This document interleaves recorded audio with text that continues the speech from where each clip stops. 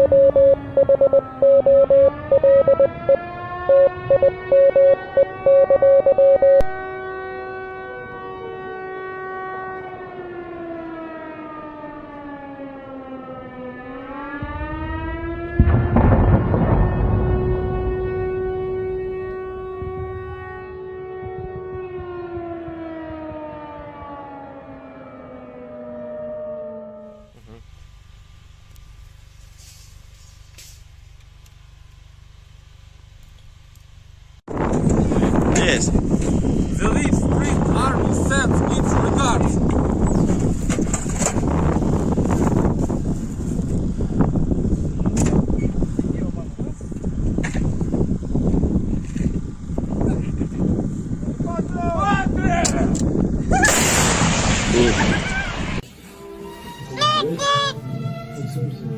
О, бля!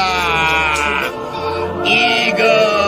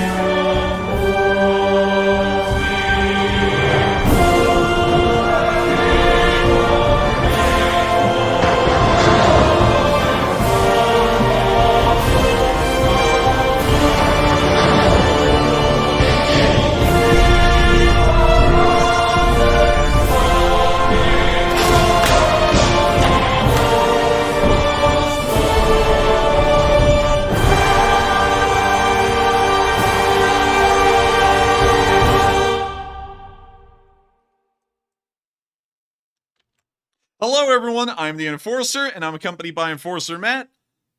And good evening, folks. It's Enforcer Matt, and welcome back to day 371 of the news, and it's good to see you all in the chat once again. And of course, we're going to be covering the past 24 hours of the news of the war in Ukraine, and it seems as though we may be the first, or across the entirety of the internet, to be able to break this story tonight, because many of y'all in the live chat have been saying that what we've put in the thumbnail and title has not been reported on anywhere, and it seems like we may have been the first people on YouTube and in the news to be able to find this first and cover it. Of course, we will be getting to that here in a second. We have to go through a couple of things that we must cover before we get into the news, but starting off with our first announcement, I would love for y'all to go down to the link in the description below and join our Twitter page. We just opened that up yesterday, and it's already gotten, I think, like 1,400 followers, if I'm correct, Matthew.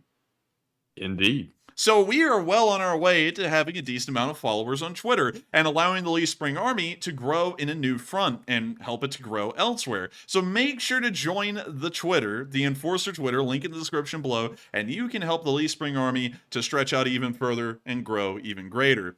Now, the next thing I have to call out is that we've actually had new winners as in plural, for the 231st Battalion's battle flag and the Ukrainian Su-27 model. The reason is that in the agreement, in the terms, if the original winner did not respond in 72 hours, we have to pick a new winner. And the original winner did not respond in 72 hours, so we had to pick a new winner. And that winner was none other than Bob. Let me make sure. Bob, for some reason I'm going to say Parker, but it's Bob Barker. We reached out. Let's go. We reached out to Bob. Bob has already accepted the prize, but he was so generous to say that he actually didn't want both the flag and the model. He just wanted the flag, and the model could be elected for another Lee Spring Army viewer. And that Ukrainian Su-27 model goes to Roy Banner. So we'll be, of course, reaching out to Roy after the stream. We've already reached out to Bob Barker before the stream. So congratulations to both of y'all. One of you won, well, Bob Barker won, the Ukrainian 231st Battalion's battle flag. And let me make sure I get the names correct. I have to make sure I get the names correct. Roy Banner won the Ukrainian Su-27 model. So congratulations to both of y'all. And so now that we've gotten everything Big out congrats. big congrats to both of y'all, especially Bob Barker, who won the battle flag. That is incredible. And so, now I see Clayton Deaver saying, clickbait? No, it's not clickbait. We're actually getting into that news right now. And I'm going to give you all a little bit of a synopsis of what we've been seeing and what this means. For a long time, for months after the Kerch Bridge was struck, it was assumed that the Kerch Bridge was operating at a reduced supply capacity or entirely knocked out. However, Russian propagandists insisted that the railroad portion of the bridge, the railroad segment, which is the part that is most important to the Russians, had not been knocked out or damaged whatsoever, rather than incredibly lightly and charred by fires that were caused in the oil cars that were on top of the affected segment of the bridge. So for the longest time, we've actually assumed that instead of the entirety of the Kerch Bridge's supply, I guess you could say, benefit that it's giving to the Russians had not been completely knocked out, it had only been partially damaged due to trains having to travel at low speed over the bridge and also over that specific portion of the railroad bridge. So let me show you all the Kerch Bridge and let me give a refresher of what we're talking about. There isn't a singular bridge. There's actually two bridges that run parallel to each other. There is the road bridge here and the railroad bridge here. From what we saw back when the bridge was originally blown up, it was blown up around the 14th spar from the main crossing. So that's about in this area right here near this signal block that you can see right there. And so these spans of the bridge were heavily affected. 3 lanes of the, I guess you could say the roadway on the bridge were completely wiped out. And we saw some heavy fire damage because to the span up here on the railroad bridge. At the time, we didn't see any sort of significant damage. And just take I've seen some people, just take a minute. We're about to get to the segment where it's the actual news from today. I'm trying to lead up to that. So this segment appeared to be damaged. They didn't say it was damaged, but it clearly looked like it had taken a lot of heat damage. We found out today that while the bridge span on the railroad segment had been used very lightly. Apparently, the damage has been so significant that the railroad bridge has been completely taken out of action, as both of the actually the entire spar that these railroad tracks sit on has been removed, and it appears that there are no ships currently working on replacing those spans, so the railroad bridge is now going to be out for the foreseeable future. And here's the video clip that we saw just from hours ago, leading into the morning of today, showing that the railroad bridge is out. And you can see it right there. The bridge is completely out. And it appears that the railroad bridge is not usable, at least for the foreseeable future, the foreseeable weeks. And this is going to have a massive impact on the Russian armed forces, especially in the area of Crimea and also on the southern banks of the Dnipro River. For what we know, this is the quickest way to get supplies, of course, into Crimea, and also the quickest way to get supplies towards the area of Novokakhovka and Kherson.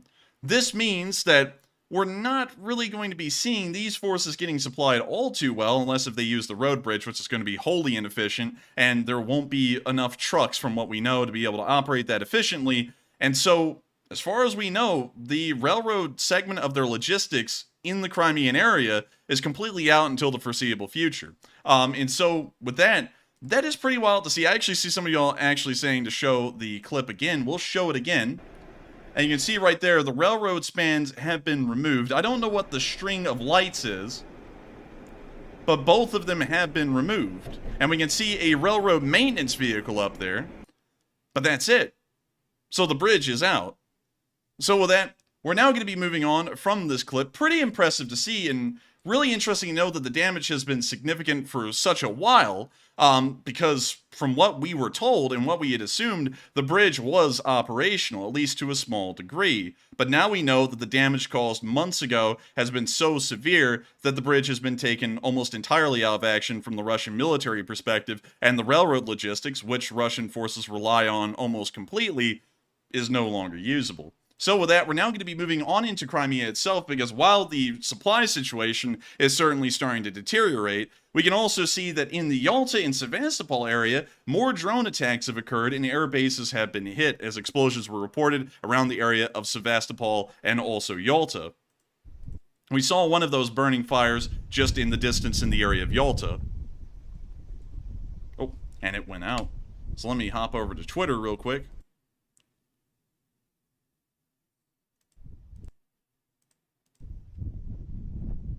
And you can see the fire raging over there. Well, of course, while we assume these are drone attacks, we never saw the drones fly in, but from our initial reports, it sounds as though these were also drone attacks on airfields, although we never saw the footage, so we can't really confirm that. However, we did see this one confirmed hit on a base in Yalta, which appears to have hit some kind of fuel storage tanks in the area, damaging them significantly, but we don't know if any aircraft have been lost and what effect this is going to have on any Russian aircraft that still find themselves operating in the area of Crimea, in the area of Crimea at all, or at the Yalta airfield. With that, we're now going to be moving on from that interesting clip and showing that the Ukrainians are really starting to strike deep into Russia, especially the areas that I guess you could say the Russians call their land, like Crimea, and also the areas of Yesk and Tuapse. We have not seen this before to this degree, and so this is something fairly interesting, especially considering the Battle of Bakhmut is still raging on as it is right now, and great to know that they are, of course, starting to strike the Russians in places we've never really expected. Of course, the Russians were striked earlier near the Zhankoy, Simferopol, and Saki airfields, but we had never seen strikes pass over Sevastopol and down into the area of the furthest southern area of the peninsula in Yalta. So fairly interesting to see. And also, I see a lot of people saying, can we watch the clip of the Kerch Bridge again? I'm not going to show it again on stream, but in the description below, there is a video showing that bridge. You know, you can go to this exact map, go click on the link, and you can see that the bridge spans have been removed. The railroad tracks are entirely inoperable, and that's really all that counts. And so the bots have been activated because of this one. The bots are coming in saying that literally everything's fake now. Like the bots are like angry as hell tonight. You know, I showed a video where you can clearly see the railroad span is gone. And so then people are going to say it's clickbait. It's like there's a literal video showing it. It's not like an automated voice generator system looking at a still like copyright-free image going, the bridge has been taken out. There's a literal video showing a railroad span has been removed. the railroad segment is not operational. The Russian armed forces rely on the railroads, not the roads. They rely on the railroads. If the railroad bridge segment is knocked out, the Russian armed forces are not getting supplies. We've gone over this many times before, how Russians' logistics work. That's why they have such an initially low number of trucks, is because unlike the US and most other Western countries where our entire supply lines almost run exclusively on trucks and aircraft, the Russians run almost exclusively on trains alone and then support it with trucks from the railheads to the rest of the line. So from what we could see, and the clip speaks for itself, the bridge is gone. So yeah, I mean, like, hell, if, and also, I see Friendly Reminder saying coping mode activated. Dude, the clip's literally there. Do I have to sit there and convince you that what you're seeing is a railroad bridge out? You can visibly see it. We're going to watch it again. So let's watch this one more time. I said we weren't going to watch it again. Let's watch it one more time. You see that right there? You see the giant, like, eye girder segment of the bridge that you can visibly see?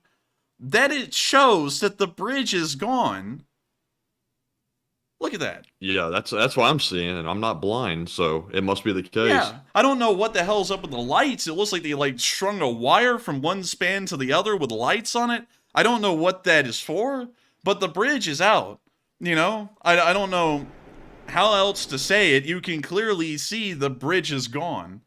If I have to sit here, like, we're leaving it at this. I mean, like, it is the news. I don't put thumbnails and titles up to lie. You can see that there's no way for a train to cross that span, so the bridge is out. That's what it is. So with that, William J says, sorry, I'm late. Can you start over? Well, we're almost at the start as far as everything's been going. We're pretty much at the start still. So with that, great to see the bridge is gone. The bots are absolutely seething. And Dupper Bob's like, the bridge is gone! He's like, what the hell did people not get? So with that, Matthew's going to have his work cut out for him, especially with how fast this chat's going and getting the bots, because the bots are seething, and they're flooding in at an incredibly fast rate. For a while there, I actually thought they were real people, but now I'm starting to see that some of them are just going straight up feral, and they're obviously not normal people. Oh, they're definitely, bots. Certainly bots. So, definitely. So Matthew, we gotta call them out. Call them out. Call them out. Call them out. But still, it's moving on from trying to fight bots, which are brick walls, about the bridge being knocked out. That to cover that again, just to make sure we're all on the same page, the Russian armed forces rely on the railroads to get the supplies almost to the front lines.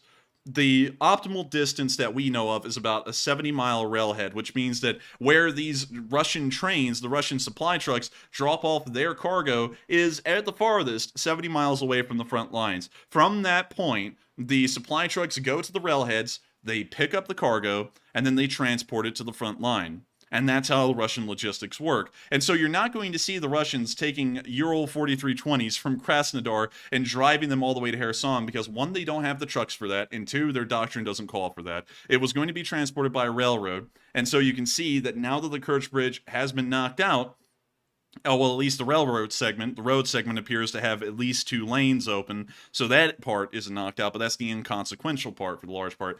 The railroad segment's knocked out, and considering that that's the way they get all their supplies into every affected area in red, the supplies are gone. So there you have it. That's the news. That's the spiel. We had it here first. The clip's there. You can watch it. It visibly shows the bridge is gone. And so with that, we're now going to be moving on from that nice little segment. Very good to see. And I'm happy to know that the bots are crying. And a merciless plug real quick. A lot of bots are crying right now, Matthew, and they are just streaming down tears going, it's clickbait! As they're watching a video in the fridge segment gone.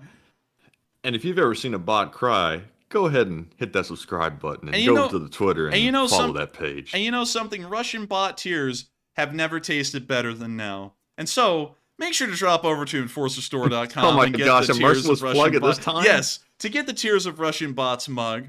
Because I know, for one, the bots' tears taste delicious. And two, it's a nice looking mug. And so we're now going to be moving on from that merciless plug. Thank you, bots, for giving me a chance to plug the mug. And we're now moving on into Russia, because Russia is going into full meltdown mode. For example, today we saw a Wagner soldier wearing a ski mask in a school and trying to recruit 10th graders to the Wagner. So let me show you this clip, because this is actually wild, and it looks like a comedy routine. This is in Moscow school number 183. I love how the Russians name their schools. So let's type in Moscow school number 183, and let's go find this thing. So where is this? So this is in the very north of Moscow. So let's take a look at the school. That's it right there. That's the school. Yikes, man. That thing kind of looks depressing. Jeez. Ew, that is bad. What school did you go to? I went to school number 183. I went to Gulag number 183. I survived. I fought my schoolmates for lunch. In fact, we're so strong we bent steel bars on side of wall. But dang. So anyways, we can tell that this isn't really the best place in Moscow, and that's why the Wagner recruiter's here.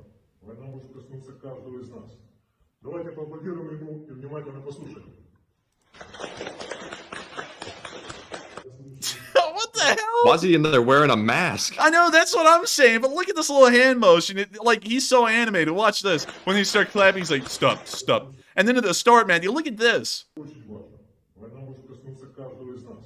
What type of stupid pose was that? That was the most animated version of that pose he can whip off. Oh, man. Sad. That is sad, man. This guy is trying so hard. He needs to give up. And now he's like, please, stop, stop. And now he's telling him how they can get a Camaro or a Chevy if they sign up for a 6-month contract.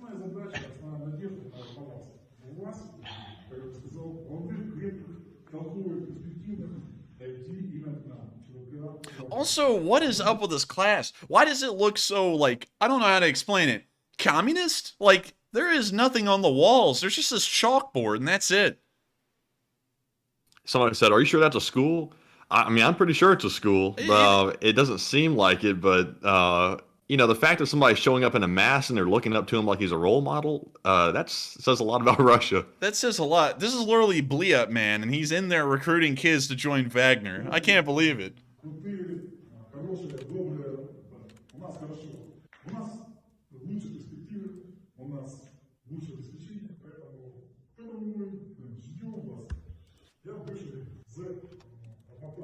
Oh my God.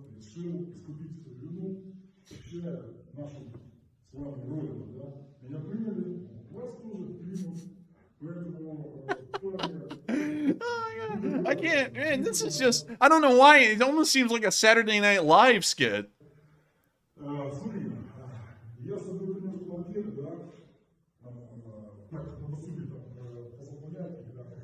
Also, Matthew, I thought American schools like ours that we went to were bad off with the old and uncalibrated smartboards, but at least we weren't going to Moscow school number 183 where all you have in the class, like nothing on the walls, nothing else special. It doesn't even look like there's a window in this building. It's just a chalkboard. You know, honestly, it kind of looks better than the classrooms we went to when we were kids, I was about to say. Man, I mean, like, maybe, you know, it's got sheetrock, but that's all it's got going for it. But there you have it. They actually got Wagner recruiters going to schools to the 10th grade and telling them about joining the Wagner up here in the middle of, like, I don't know how to describe this. Let's drop down here and see what this looks like on Street View. Ah, yes, Matthew. We've made it. It's the Russian ghetto. It is. Oh boy, this is rough looking. Like, the buildings are falling apart around here. This is why the Wagner recruiters in this part of Moscow. You're not going to see them in the upper schools for, I guess you could say, the inner circle of the Russian government, or I guess you could say, the Russian people. No, they're coming out here because they're probably thinking this is probably the unfortunate people who would actually fall for such recruiting tricks like that Wagner guy is probably telling them. But pretty wild to see. I've never seen anything like that before. And then we also saw, on top of that, at the same time in Moscow, a kid was late to a indoctrination class, and so he got in trouble by his teacher, and she said he should be taken out and shot. So welcome back to 1940s Russia. Dang. I'm Joseph Stalin, and this is your school teacher. And also, let me tell y'all, in the caption it says the kid's a 15-year-old student, and he was late to a concert. So here's the clip. And I'll read the subtitles. I already called your mother. Why? Why do we need a betrayer? You're a betrayer. Why were you late? Let's start from this. You are not following requirements. Let's start from this. You won't be studying in this class anymore. You're not obeying me. So for me, you are a zero, a nobody. When you go to another class tomorrow, I won't even say hello to you. Nobody. Zero. Go to another school. They opened a new school. It's clean. New team. Maybe you won't be a betrayer there. Here you're a betrayer. What's wrong? Get out of here. Wherever you want. From tomorrow, you're not coming to class. You're a betrayer. Explain if you can. If you can't explain, get out. Explain what? For me, you were a zero. Zero. I won't even say how. A bastard. Simply a bastard. A betrayer. You know how many like that are in Ukraine now? You should be shot. You're a betrayer. You should have proven yourself. All boys lined up. It's always been like that. Do you not realize what day this event was dedicated to? In this case, you're bastards. If you don't have this patriotism from childhood, zero. When they make a personal file for you and you ask your class leader for a record, all right, though, you're a bastard. From 8th grade, from 21st February 2023, he became a bastard in my eyes. Oh my God. This woman can't come up with... Could you imagine somebody talking to a child like that? You know, it's crazy to me to think that she's said that he's worthless, he should be shot, and then she keeps on coming up with the exact same lines over and over and over. There's no new lines that she's come up with the whole time talking to this kid. You know, and this is your typical Russian patriot. They can't even think to come up with creative insults. It's almost the same thing that she's saying for 2 minutes. What else? Tomorrow we will choose a new class, and you won't be studying here anymore. That's it. Period. I'm not a 15-year-old girl for you. What the hell does that mean? And then she walks right into the camera? Anyways, that's the end of the clip, and y'all can see right there that while I'm kind of getting a kick out of it, seeing a Russian teacher absolutely go bonkers, thinking about that from a serious standpoint, you got people in the Russian public school system that are going to sit there and tell kids that if they don't agree with the ideology of the government, they should be shot. And, you know, it's actually crazy to think that Russian citizenry think like that. You know, this isn't just, you know, a propaganda point of saying Russians don't care for each other. This teacher is telling a kid, like I would understand if adults, you know, got heated and they exchanged words like that. That's one thing. But she's sitting here saying to a kid that he's worthless and should be shot. You know, that's really wild to me. And also someone said that staged. No, that's probably not staged. I'll be honest with you, because we've seen other things like Vadim hacking at other Russian soldiers near Volodar with an axe and then getting beat up by other soldiers for it. We've seen that kind of stuff, and it isn't staged. Russia is a crazy place, you know, and it's something that I don't think a lot of people still wrap their heads around. People in Russia act a lot differently than people here in the West. They think entirely differently. They've been so used to the government's boot being down on them forever, they expect the government boot. They even advocate for others to get the boot of the government whenever they need it. And so, pretty wild to see that a teacher would say that to a kid, and you can see that the Russian education system is starting to get a little rough for kids that might not really be into the war or Russian politics or actually dying for no reason. So, yeah, That's the Russian public education system in a nutshell. Just showing you all the video clips out there of it. And I got to tell you, Matthew, I don't think that kid's going to pass. You don't think? No, I think that teacher's might fail him. Considering how she was talking, a little heated, but I think that after she thinks over it, she'll really think, man, I was totally right in that situation, and my indoctrination is never wrong. She'll probably be one of those people, Matthew, after the war, kind of like Germans in Germany that went, oh, if I can only see the evils of our leader. You know, it's like, well, you could. It's just that you didn't want to. But anyways, we're now going to be moving on from Russia and on into Britain. Because Britain has been, you know, of course, bussing as usual. Absolutely going off, if you want to call it that. And we've been seeing some fairly interesting things come from the beautiful country of the United Kingdom, where we saw Ukrainian forces still in training, this time with Australian defense forces helping to train them in building clearing and other things. You'll see it all in the video. This is called Operation Kudu, which for some reason I want to call Kudzu. Though we can see that they kicked open the door to the building. We now see them moving around with the giant yellow tips on the front of their AKs and no magazines in the guns. We can see a magazine in that one right there, however. We can see them going through the rigors of trying to clear a building. Clearing buildings, according to historical information, is one of the most dangerous activities that normal infantrymen can undergo. And that's why you'll see that while building clearing usually is a smaller part of combat, and most combats involving maneuver in larger open areas like fields, most training, a decent amount of training, is emphasizing building clearing because the most casualties can be sustained from clearing small buildings, much like this one. When you see them throwing in fake grenades, patrolling the streets, and we can see that they've, I don't know if this was intentional or whether the training ground was built like this already. It looks a lot like a Ukrainian village, you know, like with the same houses, same size, same rubble outside. And so, yeah, somewhat. And so let me go to the training commander here from Australia. So he says, so right now we're in urban operations training, and we are delivering the urban operations training package to the Ukrainian recruits. So the kinds of training we've been doing is movement. From the rural to urban environment, movement within the urban environment, from building to building, breaching rooms, room entry, building clearance, and just general patrolling around the urban environment. We keep on hitting on certain points that keep coming up again. Through the training, and as we go forward, they keep getting better and better at them. I think it will greatly benefit them when they get back to Ukraine. In February last year, when the full-scale invasion began, that's what made me join the Ukrainian armed forces. We now see them clearing a building. It was the desire to protect my country. Protect the freedom that we have.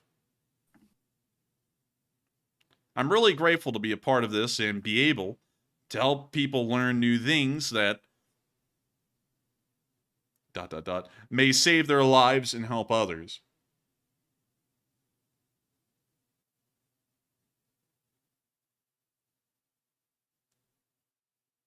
And now we can see the Australian government putting up a merciless plug at the end of the video, telling you to go to their the defense website of the Ministry of Defense of Australia. But moving on from that merciless plug, it is great to see the level of training that Ukrainian soldiers are enduring in the United Kingdom, and absolutely wonderful to know that on top of everything, they will be able to clear a building incredibly well. That probably, in all honesty, will not be incredibly important for the Ukrainians because we rarely ever see them in counteroffensives undergo urban battles. They usually conduct maneuvers, well, more like maneuver victories, where they attempt to encircle a town and through that encirclement force the Russians to withdraw, therefore avoiding urban battles, which require a lot of training and also incur a high level of casualties, even if your units are fairly trained. For example, look at the Battle of Fallujah and look at how many losses the U.S. Marines took within Fallujah compared to the entirety of the invasion of Iraq or the Gulf War, for that matter. It was incredibly high, and you could see that even while American forces were very well trained, it was still a very tough battle, at least on a casualty perspective. But still, great to see that they are getting that training, just in case if they ever need it, they will be able to conduct fairly well. And also, in areas right now, even in defensive battles, I guess you could say it'll have more effect there, like in Bakhmut, where we can see that the Ukrainians did not start to fight into a urban area. They're defending an urban area, and they're trying to hold every inch of ground they can within that town. So that would also be very important in that instance as well. But with that, it's now time for us to move on from the international news, because that's all the news we have from Russia, from Crimea, and also from Britain today. And so we're now going to be moving on into the area of our location unknowns. And we have some pretty good ones tonight. We have 5 of them. And some of them are things that we've kind of not really seen any often, I guess you could say. And so, before we get into these, in our first clip where we saw the Ukrainians dropping a grenade on the Russians, we have to get into the polls, because the polls are absolutely bussing. I would have to say, Matthew, they're exquisite, to say the least. And so with that, Matthew, what do we got for those polls? All right. And for our first question segment, due to the high volume of bots tonight, which have been executed at an unprecedented rate, I've already eliminated, I think, 100. So it's like tonight has been insane already for me. But we've had the chance to run just one poll. And that first one says, do you think China may try to use Belarus as a proxy to deliver military support to Russia? Something we've been seeing pop up a lot in the news here recently, or at least on my end, and something we talked about on Twitter today. It looks like 69%. Nice. I don't know how that comes out to that every single time, but 69% said yes, it's a real possibility. 15% said, I doubt it. 10% said unsure, and 6% said no, it's not realistic and or possible. And I have to say that would be pretty quickly discovered by the West, but it would give China some level of plausible deniability. If they were called out for it, call them out. Call them out. Call them out. But me personally, I think it's a real possibility. I think that may be the reason we saw Xi meet with Lukashenko today. But Enforcer, what say you? I think the reason, what's interesting to me, Xi kind of picked the middle option, the option that I don't think anyone was looking for when he arrived, because everyone was talking about, Zelensky saying he should visit Ukraine because of what he had said, or what the Chinese reporter had said to him about the war. And then people were saying he was going to visit Russia, and now he's in Belarus, which isn't either of the ones that anyone was really talking about, and really blindsided me. I think Lukashenko went to China to go meet with him, though. Are you sure? I'm pretty sure. Pretty positive. Lukashenko, China. Let's see about that. So let's see. I didn't read a lot. Because I saw Lukashenko's janky looking like presidential plane fly into China. Oh yeah, you are right. Really raggedy. So that's interesting. I thought Xi had actually flown to Belarus, and I was gonna be like, that's really weird to go to Belarus. Why the hell would he go to Belarus? So anyways, now I have to go back and reverse that statement. It's really weird that instead of, Zelensky or Putin visiting China, or Xi Jinping visiting Ukraine or Russia, that Lukashenko would fly to China, because I didn't expect that. So thank you for correcting that, Matthew. I didn't know a lot of the exact details on who went where today. I didn't ever look at that. But still, moving on from that, I don't really know what to take from that, because while Belarus, I guess you could say by default, kind of represents Russia in a way, considering that they're fairly allied with each other, and they don't really do things that are incredibly different from each other. Belarus is practically a puppet of the Russian Federation. I would guess you could say that that's a way for Putin to meet with China and try and make it look like he's not meeting with them, and use Lukashenko as an intermediary, perhaps. That may be what's going on. I'm not really sure, though, because we don't really know a lot of details, rather than they met and talked briefly, and that was it. But still, that's an incredibly odd occurrence. And on top of that, it's not like Xi is going to start supplying weapons to the Belarusians, because their military, as far as we officially know, is not involved in any combat right now. We have seen Belarusian vehicles transferred over to Russian commands and also given Russian crews, but we've never seen the Belarusian military in any capacity involved in the fighting of this war. And so we know that they're not getting any support for that reason. So Lukashenko must be in China to be an intermediary for Putin. And then that starts to beg the question, is China going to start supporting the Russians in military arms? So, that's actually a good question. I don't really know what the actual answer would be by the end of it all, but fairly interesting to say the least. So with that, I hope that addresses the poll. And what do you think of it again, Matthew? I personally think that after Putin met with Lukashenko a while ago, they discussed this probably, and this is probably their plan in action, because you notice that the talk about Xi going to Russia has kind of died down a little bit. It's not at the forefront anymore now that Xi has met with Lukashenko in China. So, of course, it's just speculation right now, but I think that's probably the most strongly suggested conclusion of everything we know. But again, take it with a grain of salt. And so with that, I hope we addressed that poll fairly well. And I guess we're going to let the second one run for a little bit before we address it. So I believe it's time for us to get on into the question segment. Also, once again, I'm going to say this because I don't know if these are bots or, most They're of them bots. are bots. Most of them are bots. We covered that news earlier. The bridge is clearly out. I saw someone actually say there were trains riding over the bridge right now. And I would feel like that's largely untrue. Also, it wasn't an attack. The bridge was so heavily damaged from months ago, the Russians have had to take the bridge out themselves by removing spans. So that's the actual story. You can go to the link in the description below, and you can click on that video just taken 9 hours ago in the middle of the night and watch as a car drives by and the railroad bridge is clearly out. So there you have it. So with that, let's get on into the questions. All right. And our first super chat goes to Panama Floyd, who puts in a $50 donation. And thank you very much, Panama, for that support. He says, wait, I thought they just tapped the Kerch once to prove they could do it, and then they decided to leave it up so orcs could leave Crimea, and what say you two? And I thank you for the support, and that is a correct assessment. The Ukrainians only struck it once, and to go back and cover the whole story again, the Ukrainians only struck the bridge once. However, when they struck it, whatever blew up, whether it be a boat, a missile, we still don't really know what hit it. All we know is that an explosion occurred on the 14th spar near this railroad signal box. It took out 3 lanes of the road bridge and also caught a train waiting at the signal box on fire, and its contents just sat up on top of the bridge and burned until they burned out. When we originally saw that, we said on this channel that there's probably some severe damage to the steel that this bridge is made out of, and it's probably out of action and won't be able to carry any heavy rail loads. And we never saw that actually come to fruition. The Russian government showed videos of them repairing the railroad tracks that had melted on top of the bridge, and then replacing them, and then showed one train slowly rolling over it. And then after that, we got no news about the railroad bridge. And so for months on end, we've been saying on this channel, it seems to be operational, but it's at a reduced capacity from what we know, if anything. And then today, we got a video showing that the damage that occurred months ago has actually taken the bridge out entirely, as they had to remove the railroad spans to try and replace them due to the steel being so damaged in, I guess you could say, I think what we called it way back in the day, tempered. And that's why the bridge is now out. So there you have it. That's the story. And also, man, more bots. I'm looking over there. It's crazy. There are millions of bots tonight. Like, I'm sitting here explaining the whole story. I'm sitting here explaining the whole story. And once again, here's the clip. It wasn't hit tonight. And I don't know how people are getting that, because it says the Kerch Bridge is down. I wouldn't even go over it again, personally.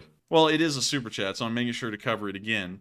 And you can see right there, there's a string of lights up, and you can clearly see both sides of the rail segment. You can see one block of it here, the other block there. An entire span has been removed, and I don't know how people are how anyone can even say there are trains running over it when this was taken 9 hours ago, and unless those trains are running over it and into the sea, there's no way there's a train running over this bridge. And there's no way that the Russian armed forces are getting any supplies from this corridor.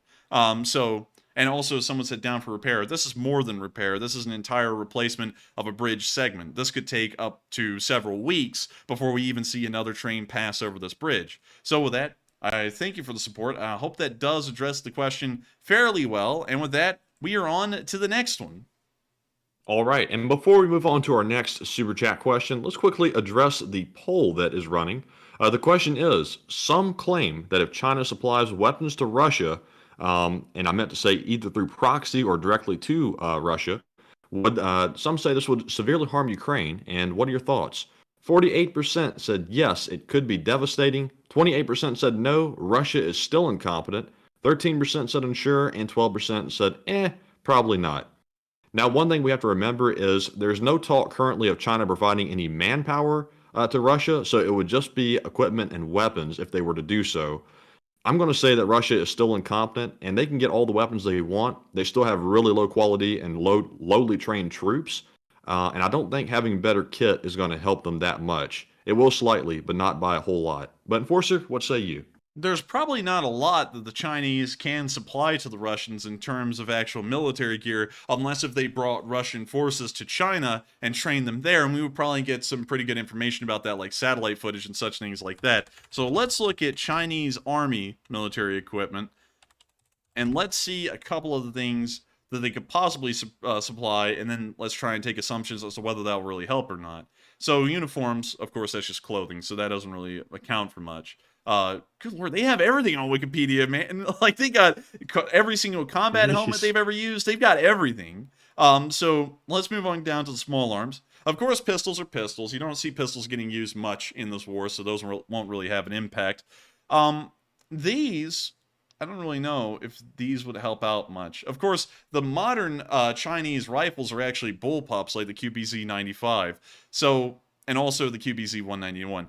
I don't know if the Russians could actually use these, considering that their soldiers are poorly trained and hardly know how to operate AKs. From what I know, this bullpup is a little bit more difficult to clean and maintain, and while we say that's not really a large factor with the Ukrainian soldiers are better trained, and so transferring them over to a more difficult and complicated weapon, at least in maintenance like an M4, is not as implausible as it is to try and get Russian soldiers to convert from AK-74s to the QBZ. On top of that, they don't use a 5.45 round like AK-74s. They use a 5.8 round, which is incredibly interesting. And also, it is pretty much beyond this cartridge, a fairly normal-looking bullet, at least from this description. So I don't know if they could actually give those to the Russians and whether those will work. Of course, the Chinese do have AK ripoffs. You can actually see some Type 81s right here, which are fairly similar to an AK in some regards, at least in terms of its maintenance. It's fairly similar. So they could send some of those, but that's not going to be giving the Russians an upper hand. Also, they have a QBZ-95 carbine, the exact same thing, but shorter. It's like the AK-74 SU. Moving on down from that, Dragunov, the Russians have those. They also have a semi-automatic designated marksman version of what appears to be a QBZ or something similar. Not really that exceptional. Let's see, they have some larger rifles. They have pretty much a 50 caliber sniper rifle, a bolt action one. Not really going to add much, considering that the Russians kind of already have those. Both sides actually have something similar to that, so not really adding a lot there. So in terms of... what good's it gonna do if you can't even aim? Yeah, that's true. In terms of small arms, it looks like the Chinese can't provide anything that either the Russians could use effectively and in large numbers, or that would be game-changing otherwise. So it looks like they can't really provide a lot in that avenue. In other avenues, moving on down into the anti-tank section, this is jank looking. Let me look at this and see when it entered service. So Is that a price tag below it?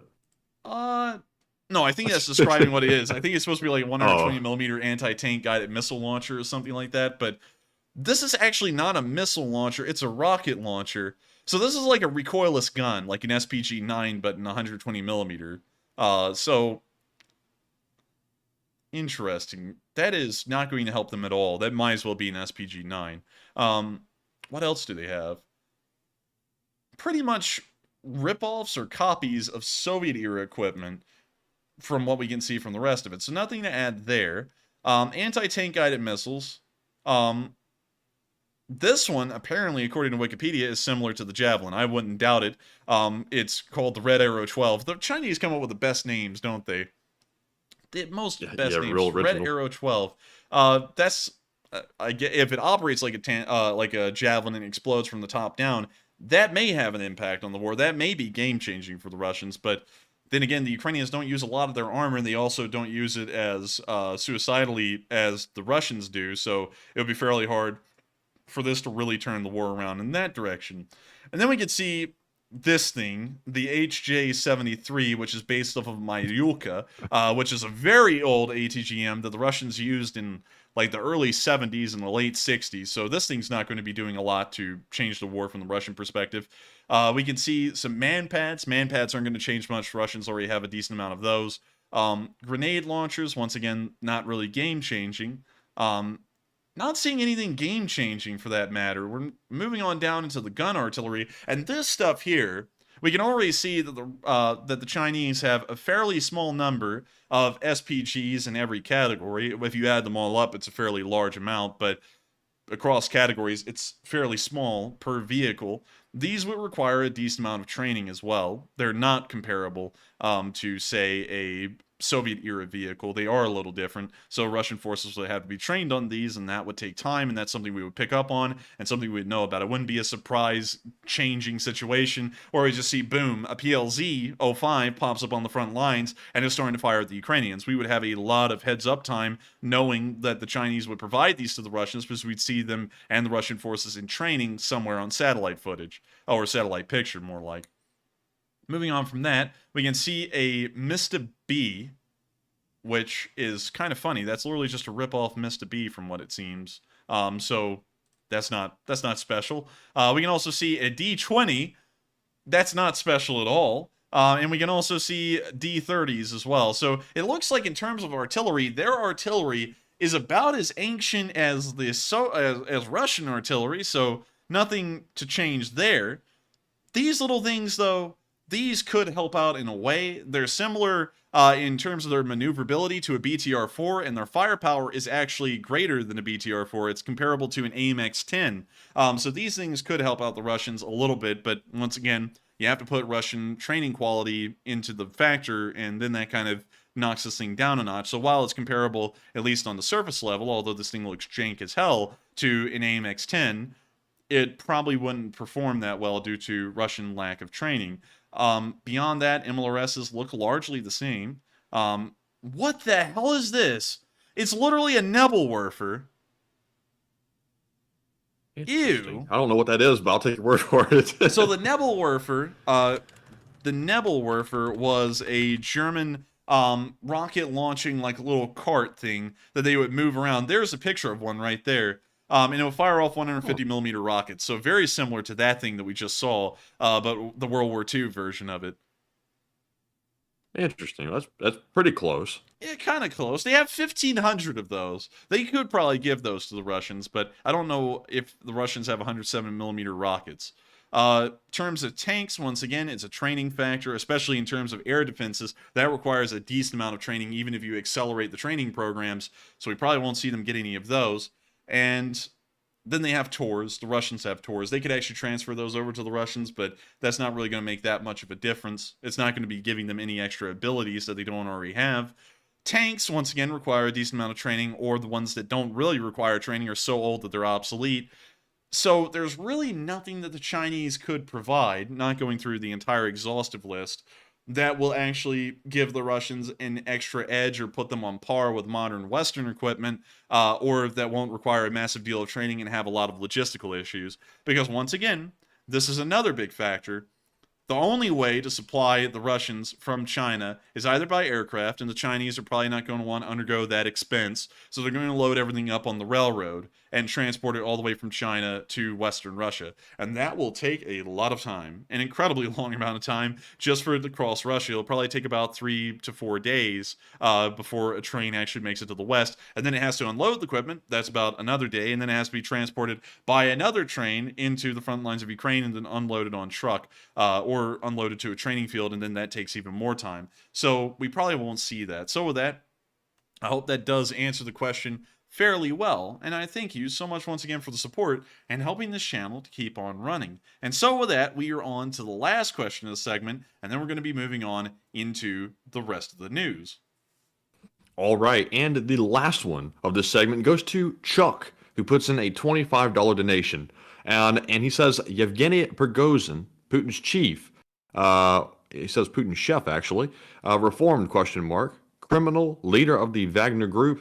Is he destined for a free fall from a window, or will he eventually replace Putin as the leader of Russia? I would say the Prigozhin may be Putin's chef. A great question, actually. Prigozhin may be Putin's chef and may be known because he runs the Wagner unit, but it seems that the Wagner unit is being dropped in size. They're no longer allowed to recruit from the prisoner population of Russia any longer, which has been a massive blow to the Wagner's replenishment of manpower. And that's why you see Wagner recruiters going into schools and things now, because they're trying to find new places to get new recruits. So, considering that the Wagner is certainly on its way out and it's diminishing in its size and power, and Prigozhin doesn't really have any political connections in Russia beyond the Wagner unit itself, which may as well just be detached in a dirty hand of the Russian government, or I guess you could say more so Putin directly. There's not really a lot of potential there for Prigozhin, in my opinion, to become the guy who leads Russia. And on top of that, we can see that it appears that the Russian government is combating any gain of his power that he may be getting each and every day by either stopping delivery of ammunition to the Wagner unit and allowing them to get ground down that way, or even going as far as banning mention of his group on state TV. So I don't think he will be the next leader of Russia. I feel like coup would most likely not be from his end. It would be from someone else within the government that people wouldn't really expect as much as him. So with that, I hope that does address that question fairly well. I thank you so much once again for support, because while he does always seem to be in the front pages, the only reason he's in the front pages is because he's a henchman of Putin, and a boogeyman in a way, and so he always makes it to the front pages, but he doesn't really have a lot of political power in Russia beyond his mercenary group, and that can't really go that far because they rely on the Russian government for support to even exist. So with that... And also, if you're in North Alabama, y'all better take your phone and head to your basement, because it sounds like there's a huge tornado on the ground, so... we're not experiencing that down here in Birmingham, but apparently it's getting rough in Huntsville in that area. Well, I hope y'all stay safe up there. I actually didn't hear about that because I'm running this news. But make sure to get down in the basement, stay safe. And with that, I hope we rounded out that question segment fairly well. Thank you all to all three of y'all once again for the support and helping this channel to keep on running. And with that, we're now moving on into the location unknowns. Also, Matthew, Separatrob said, "I'm so disappointed. I keep missing the bots." Believe me, if you sit around for at least a minute, you will see them. Because they're coming in. I've turned on all the bot precautions tonight, and also they've been eliminated at a very fast pace. So that's probably why I don't see any. Probably why, but I promise you, if you take a good attention to the live chat, you will see them. And so with that, we're now moving on into the location unknowns in our first clip, where we saw the Ukrainians dropping some grenades onto the Russians. And so, here's the clip. Also, we have to mute that because that's music, and music is not permitted here. We can see the Russians running around the tree line, lining up a grenade. You see two guys huddling together. They are now the target. Spacing is important, and make sure that you're less of a target, but these two guys have done the worst thing, and they're having a groupie. The bomblet's now on its way. It's an F1 grenade. Nothing fancy, but it's falling right down on top of them. No wind, veering it off course. Right down into the middle of them. It appears that they've now realized the bomblet has fallen right near him. It explodes, certainly taking out one of them, although the one on the left appears that he may have gotten out of it unscathed, or maybe just slightly injured. We now see another Russian running. It looks like he was going to run to them, and then he just fell flat on the ground. He's not moving anymore. He's just laying there. So, yeah, at least two of them, at least one of them was taken out, another one wounded. Great to see that the drones are out there still striking the Russians, and I'm sure that on top of the Kerch railroad bridge not really being operational tonight, this will make the bots cry even further. And we're always happy to see the bots give a good cry. And so with that, we're moving on into our next clip, where we can see a light convoy on the move. And interestingly enough, this video was made by someone we used to see a lot at the beginning of the war, James Vasquez. And so here's a video of him showing a light convoy moving up to the front lines. We can see those go-karts, the really cool ones, the homemade ones. Hey. We can see a slightly armored... what is this thing, Matthew? That is... I was about to say, but I got confused when I looked at it. I wanted to say a Land Rover, but I'm not sure. I don't really know what it is. For some reason, I was thinking Toyota, but I can't really tell. And it also has a fuel tank attached to the back. Sounds diesel though. Yeah, it does sound like a Massey Ferguson. We can also see a Nissan right here in a camo wrap. Pretty nice. Here we go. And this Oh, one's bleep, got sorry. lights? This one's got a whole light bar in it. And they are playing those sick beats. And that's the end of the clip. That's the entire light convoy. Probably one of the lightest we've seen of the war in terms of the size of the vehicles and the weight of them. But really neat to see, and really good to know that James Vasquez is still out there fighting and defending Ukraine even an entire year on from the very start of this war. And so with that, we're now going to be moving on from this little clip from James Vasquez, who is still out there repping the set for the good old US of A. And we're now moving on to our next bit of Location Unknown news, which is incredibly interesting. A lot of people always say that Serbia is a friend of Russia, and that's why they've never joined the European Union, and that's why they keep close ties to the Russians. This seemed true up till today, but we found out something, once again, that has been fairly interesting and fairly shocking. And now, Matthew, the bots are really going to start crying because now Russia is losing their only friend. The Serbs apparently used a third party to not only sell Ukrainians MLRS rockets for their grads, but high-quality MLRS rockets for the grads that don't have the typical range of about 20 kilometers. These MLRS rockets are of an upgraded variant and can reach out to 40 kilometers. We actually saw some pictures of these MLRS rockets in Ukraine today. You can see them right here. You can also see them moving these rockets right here. And lastly, we can see some information about these grad rockets, the Grad 2000. Wait a minute, 3,500 grad rockets? Dude, that's a huge order. Like, dude, Serbia is swimming in money right now from that one. Yeah, for real. Dang. But still, very good to see. It's great to know that the Serbs are kind of staying on the fence, but not really, because they're actually providing arms and equipment to Ukraine, which is kind of funny considering that a lot of people, including myself, view the Serbs as a neutral or somewhat pro-Russian country, yet they're selling weapons to the Ukrainians. They're doing more for Ukraine than Switzerland is, and they're further on the spectrum of supporting Russia than Switzerland is, because they're dead neutral, and somehow people even further across towards supporting Russia than Switzerland are supplying the Ukrainians with weapons. Also, Jet Fusion said 3,500 is a lot.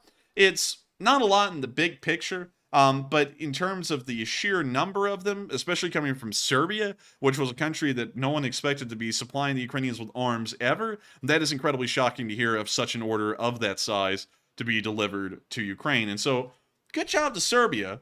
That's really a surprise, because just a while ago, we were actually talking about the Serbs almost starting another war with Kosovo on stream, which was the thing that happened a couple of months ago. And now we're congratulating the Serbs for selling weapons to the Ukrainians. The world is truly a convoluted place when it comes to diplomacy. And so we're going to leave it at that and not really go into the diplomacy of Serbia, Kosovo, and Ukraine and everything else going on in the Balkans. But with that, we're moving on into our next bit of Location Unknown news, where we can see the Russians building clearing. And I've got to say, Matthew, the Russian propagandists show us that the Russians can clear these buildings full of Ukrainians incredibly well. Check this out. We can see them moving up to the building. See them running in. Look at that, man. He is so brave. He's running down into this basement. God knows what's down in this basement, man. There could be a Ukrainian standing right here, where the cameraman is, just ready to shoot him as soon as he rounded that doorway. But he's so brave, he just ran headlong into the building, knowing the danger, and running down in there. The first Russian in the basement. Now he said it's clear. Oh my God, the bravery of these Russian soldiers, Matthew. That man deserves a Hero of Russian medal for that. Like, to think he was so brave, and we saw it all on camera. You know, and I got to give huge credit to the Russian cameraman, because apparently he was braver than everyone, because completely unarmed, he just runs into supposedly a basement that Ukrainian soldiers may be in and just films them coming in there. I hope he doesn't want an Oscar for that performance. Now look at these guys. Oh my, what the hell? Dude, if this gun had been fired a little bit, like in a firefight, now knowing how hot AKs get, this guy's side is cooked like bacon if this was if they had actually been in a firefight before now.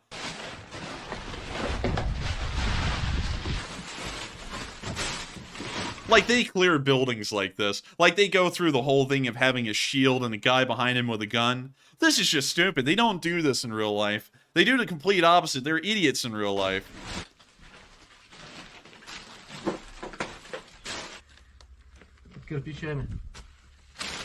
Now, What's see, that, the secret stash? oh my god, Matthew. Oh my god, they found the stash. Man, why are they wrapped up like buns or something? They're not being Dude, stored properly. Why the hell would Ukrainians put high explosives like why is it just such random things? Like, there's like normal hand grenades, there's a VOG in here. It's like, and why the hell would they put them all in a nice little lunch bag and then just drop them off in a hole in the middle of the house? What sense does that make? This is stupid. I don't even know what the hell's wrong with Russians. They actually think, oh, and now they're blowing up the house apparently. And with some edited in explosion noises that were copyright free from, like, you know, YouTube's audio library. And it's like a completely different time of day. Yeah, it's a completely different house too. It's not even in the same place. Man, I gotta tell you, the Russians, this is why, you know, because we would take Russian videos, because back in the day we used to, and we would try and show them on here to at least show the perspective of both sides of the war. But this is these are the only videos that come out of the Russian side now. We very rarely get a real video showing real fighting or a Russian soldier just talking freely. We don't get that kind of stuff at all anymore. It's stuff like this, where it's clearly staged, they're not even in a combat area, and then they put in crap like this in the end just to make sure you know it's fake. You know, and especially, like, some people could try and explain, and Russian bots could probably, it's a training video, you idiot. But why in the world would there be real explosives in a building that's for training? Right here. They're trying to portray this as they're actually in combat, clearing a building, and the Ukrainians left behind goodies for them in a white satchel. And then they blow it up at the end of the clip. They're trying to make this look like it's the actual war. And that's the saddest thing about it. The Russians are so desperate to try and win at anything that they'll make a video and lie about the war to try and make it seem like they're doing something competently. 10 out of 10 would watch again. I think this is going to beat The Whale for the Oscars. So with that, we're now moving on from this little clip and on into our last one, because it's time for the Russian casualty report. And the casualties, interestingly enough, have been getting a little low again. Of course, low relative. The connection was interrupted. Bull. All right, there we go. All right, so. Dagnabbit. There we go. We'll just show. It's climbing again. So it went up from 550 yesterday to 650 today. This is compared to an average of 450 British soldiers being killed for every single day of the war, in the Second World War, all over East Asia and also Europe and Africa. Only 450 died on average a day, and that was considered a pretty bloody war for really everyone involved. The Russians are losing 650 soldiers today, and the craziest thing about it is that we've gotten so desensitized to astronomically high numbers. 650 soldiers killed in a day seems small now, over the past month. It seems like the Ukrainians aren't really pushing the envelope, but the craziest thing is, over the course of the rest of the war before the last month, this was huge. This would have been an exceptional day because the Russians were only losing about 400 to 450 guys a day. So a 200 kill spike increase would have been big. Now we view this as small, but still, they almost took out an entire BTG in dead today, so very good to see, and hopefully they can keep this up. They also were able to take out 8 armored personnel carriers, 5 supply trucks, 7 tanks, 10 artillery pieces, 4 drones, and an MLRS. For some reason, that was incredibly hard for me to pronounce. Also, they didn't destroy any other vehicles in the second column, including Bobcat skid steers. I'm sorry, man. I'm sorry. Dang. Not a single Bobcat. Well, look, we can let that go as long as they're taking out a lot of tanks, a lot of artillery. It's okay, but I still want a Bobcat next time. I will make sure, Matthew, to call up the boys in the front and tell them to hit a Bobcat skid steer just for tomorrow. But still, the losses are high. Vehicular losses have certainly begun to climb, and that may be the reason why we're seeing infantry casualties are being mitigated, is because the Russians are starting to support their infantry with more vehicles. And while this is certainly not a maintainable strategy for the Russians, it is at least in the short term stopping their infantry from being mauled up alive. And so, with that, that's the casualty report. and you have it right there. And so with that, we're now going to be moving on from the location unknowns and on into the northeastern area, because it's time for us to get on into the location, well, the location northeast news. For some reason, I was about to say location unknown again. But over the past 24 hours, we saw one movement. As we can see right here, if we zoom all the way in, the Russians were able to take 1/4 of one field. Mind-blowing speed. In fact, the Russian bots may insist that the Russians are in fact winning this war because this field was won, and it is important to retaking the rest of the Kharkiv Oblast. So, man, I'm scared. I'm really scared. Matthew, I'm sweating over here. I think. Yeah, I'm sweating too. I think the Ukrainians just don't stand a chance after that move today. It's terrible. And especially considering that Russian trains can fly now, and we know that they can fly over the Crimean Bridge, they should be fine. I mean, like, hell, they should be conducting the 500,000 man offensive tomorrow. In fact, they conducted it yesterday. They're just doing so well. They're going back in time, and they're changing the war as we speak. It's crazy. Call them out. Call them out. Call them out. And so with that, we're now moving on to the video clips that we got into the northeast. For example, in the Kuzmivka area, we saw 2 entire tank crews abandon their tanks and surrender to Ukrainian forces here. Підарасики, де? Садись на жопу. Що з головою? Показуй. Знімай шлемофон. Диви, он Also, там. I'm not going to be reading the subtitles in this one because it's pretty, it's got a lot of profanity in it. Of course, we try and keep it PG as far as the commentary, so I'm just going to play the clip. Бля, а це вони проти нас воюють. Нормально все, мозги не вытягивай. О, ще одного ведуть. Отак і Так, воюємо. пацаны. We can see another tank crew coming up to surrender. Доставай нахуй. Акуратно, щоб я видел, блядь, нахуй. Ну-ка, пидор, дёрнись нахуй. Документы, блядь, Саша, бегом. Саша, не надо, побольше. Тихо. 4 человека. О, смотри, флаг может. Така хуйня, ебать. Лёг нахуй. Що? Ближе подойди к контролю. Держи. Пацаны, не толпимся. Снимаешь? Снимай. Да, снимаю. Та завали їбало своє айкаєш, блядь. Нихуя себе. ДНР, пидорас, сука. Ты что, сука, на Украину лез, пидор? Їбать, то ти ж ДНР! Это твоя родина, нахуй. О, сука, ты попал. Ти що, ти на контроле, блядь. Сука. Ох ви підараси, Гражданин нахуй. Российской Федерации. А что ты делал, уебень, нахуй? Ах ты гусь, ты, блядь. Из земли, тебе учиться, нахуй. 2002 год, ты, блядь, Дина, нахуй. And so with that's the end of the clip, and we can see that they took on 2 entire tank crews, and it appears that this exchange got fairly heated fairly quickly because the Ukrainians discovered that this is no normal unit, this is a unit from the Donetsk People's Republic. And, of course, if you know anything about the conflict, the DPR and the LPR are breakaway regions of Ukraine. And while they were largely backed by the Russians at the start, of course, these governments have been supported by former Ukrainians that are living within the area. And we can see that apparently the Ukrainians were really pissed off that what they view as their brethren across the lines in the DPR and LPR are fighting for the Russians against their own country that they were in 8 years ago. So it looks like it got fairly heated. So with that, we're moving on down to the Svatove area, where we also saw the Russians using a grenade launcher on the Ukrainians. We saw an interesting clip today from the Russians, and I thought I'd share it with y'all because this is one of the few units that I've seen the Russians field that actually has plate carriers nowadays. We usually don't see plate carriers, and back in the day when we did see plate carriers, they usually were filled with like a MacBook or cardboard. So I don't know if these are filled with a MacBook or cardboard, because the bottom part of this plate carrier seems to not have anything in it by the way it's like flapping outwards. But still, here's the clip. When you see they're all out of breath, it doesn't even look like they've been running a lot. It looks like they set up this AGS like minutes ago. So I don't know why he's out of breath, but anyways. Biggie Smoke и Snoop Doggy Dogg. Пламенный им привет. Опять с утра. Февраль месяц. Они будут плакать. Погода охуительная. Да. When you see some guy holding a drone gun back there looking like he's busy or something, I don't know.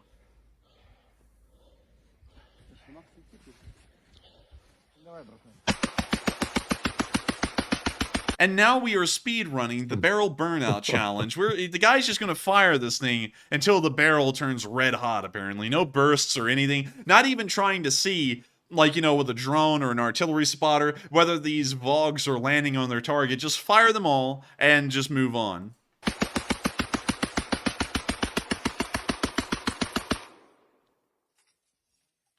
Блядь, это whole thing, блядь. Let's switch it up, блядь.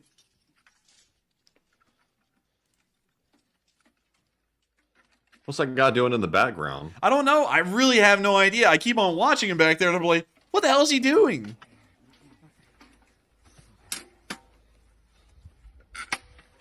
He's acting like he's real focused, but he's not doing anything. And now we hear the Vogs landing downrange. They're not that far from the sound of it.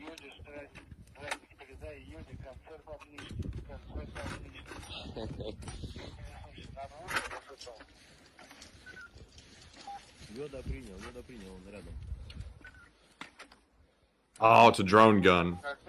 Yeah, it's a drone gun, but why? I mean, like, you know, you're supposed to use it when you see a drone, you know, and just holding it up there and pulling the trigger the whole time, it's, you know, like, a drone isn't going to lose connectivity immediately, especially if the signal's weak. So now you're giving, like, the drone a lighthouse, pretty much, to avoid going straight in and then just go to the right or left a little bit and fly around them and come up behind them and then try and quickly drop the grenade on them. So I don't really get why he's doing that. Just scan and look around for the drone. Don't sit there and just hold it up and pull the trigger.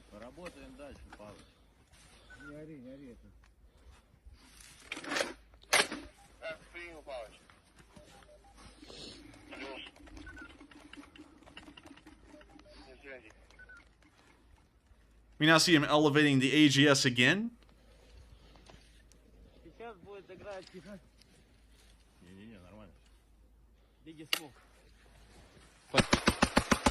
We now see him unloading the entire belt again.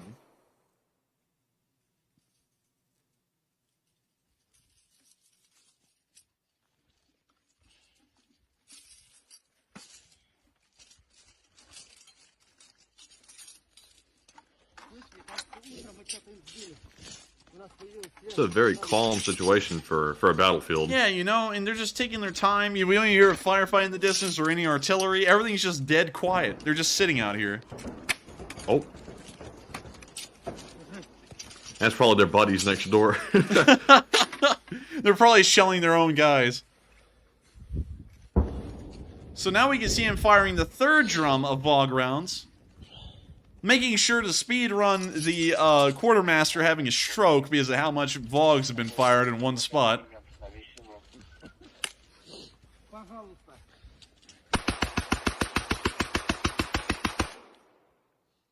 And that one apparently had a lot less grenades in it than normal. And so with that, that's the end of the clip. But I wanted to show y'all at least a little bit of what the Russians are doing out there. And of course, fairly interesting to see that there's no return fire, and it doesn't even sound like there's combat going on in the distance. So it seems as though while this was located in the Svatove area because of the weather, it probably isn't in the area. It may not even be near an active front line at all. And so with that, we're now moving on down into our last clip from the northeastern area where we saw a Russian tank get destroyed.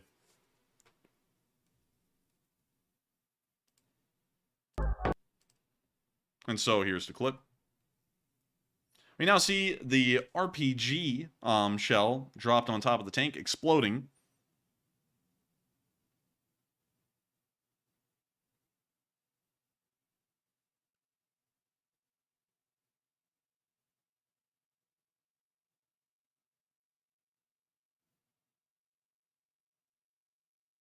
And we see another one. And I believe this is a replay of the last one. If not, this is a montage, and they've been getting a fairly good amount of tanks in the area, and we're seeing all the video footage of that now.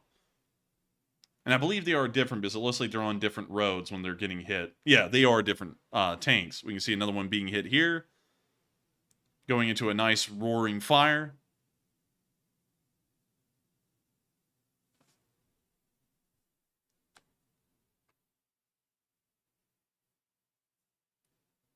And with that, that's the end of the clip.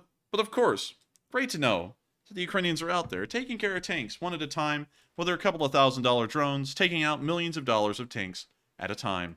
And so with that, we're now going to be moving on into the next clip. Further on down, and of course not in Crimea, we do know that there's an ongoing slow battle happening there, but we don't see a lot happening beyond that for the most part in the Crimea area. Also, okay, now I see, I just saw something there, Matthew. Now I see why some people are saying that it is, well, they think it's clickbait because of the thumbnail. And the thumbnail shows the Crimean Bridge when it got hit months ago. And the reason why is because I couldn't find another picture of the Crimean Bridge, at least that pertained to this war. So that's the one. And on top of that, the damage that they've removed railway spars from today is because of that happened months ago. So it's relevant, you know, and if you just watch the news, it is what it is. The railroad bridge is clearly out. That's all I gotta say. You know, and beyond that, we're now moving on down into the Bakhmut area and on into the news down here. Over the past 24 hours, something very interesting is happening. We've been seeing Russian forces making slow amounts of movement almost every single day, little by little, but over the past 24 hours, we have seen no movement in the area of Bakhmut, and the entire front line has stood still. Nothing is changing in this area, and it appears that this may be from the Ukrainian reinforcements that have been brought in. They are able to shore up the gaps in the line and make sure that the Russians are once again running into a brick wall. So, interesting to note, no frontline changes that we can speak of. However, up in the northern area, which is kind of moving out of the Bakhmut area, we can see the Rostolivka area. The Russians made a small move and took a third of a field. And so, quite interesting to see. Once again, Matthew, the Russians are making breakneck speed. And I think they'll win this war before long. They're steamrolling right now. Just absolutely steamrolling. Not. Yeah, they're doing nothing practically. And so let's get into the clip, starting off with our northern flank news, the only video we got from the northern flank, which was a video of Magyar, apparently in a command center somewhere near the front lines. And so, here's the clip.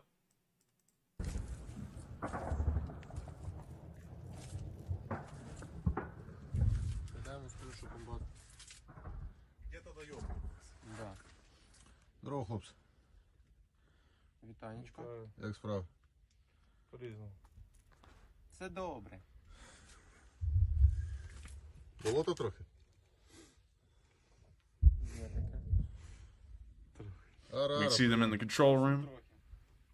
Чуть-чуть. Щось у вас, пацани, з Морпія. мірами трохи не дуже. Бажаю здоров'я. Вітаю, командир. Втомились? Ага, то свіжого повітря. Як то кажуть, трохи, да? Як болото, трохи так і втомились трохи. Зовсім трохи, да.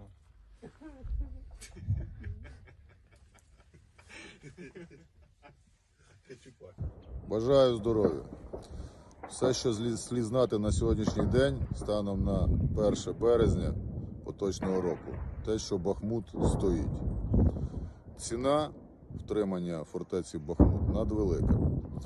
І дедалі робити це складніше, але станом на сьогодні силами ЗСУ не допущені, непомірні, безкінечні зусилля ворога, направлені на оточення цього міста. Не допущені його суттєві прориви по всім флангам і по місту, хоча, простими словами, ворог просто шаленіє останню добу з намірами, по-перше, зруйнувати це місто, знищити найбільшу кількість всього живого, що тут залишилося, і за будь-яку ціну забезпечити обхід міста Бахмут по флангам, з ціллю його оточення і перекриття шляхів військового пересування та доправлення необхідного забезпечення. Доцільність подальшого утримання Бахмуту визначається головнокомандуванням. Можливість цього утримання лежить в площині сил воїнів, що безпосередньо боронять в даний момент цей рубіж. Всі зусилля направлені для недопущення здійснення ворогом своїх намірів по оточенню даного міста. Але хочу вас запевнити, що сьогодні в Бахмуті зібраний єдиний кулак, весь характер і воля українського воїнства. And so with that, that's the end of the clip. But a little update from Magyar. He's still alive, kicking and breathing. And so, very nice to see. And I hope he keeps up the work up there because Magyar's birds have been doing an incredible job making sure to inflict high casualties on Russian forces in the area. We're now moving on into our next clip just further down the line where we saw Ukrainians assaulting a Wagner position on film. We can see the Wagner soldiers here in the trenches, and the Ukrainians, of course, assaulting the trench or pushing forward. We can see a couple of bullets bouncing off the ground and exploding right there. You can see the Ukrainians further down the trench highlighted in blue. And we can see that some of the Wagner soldiers appear to be wounded while some are still standing and ready to fight. The bullets are still bouncing around the rim of the trench, appearing not to go inside of it at the moment.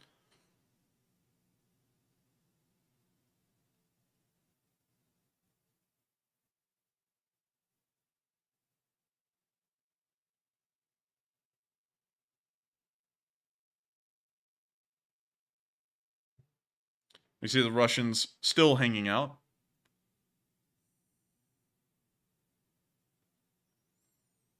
Looks like they're not really doing much. Some of them are just taking a nap. Sometimes you just gotta sleep this stuff off.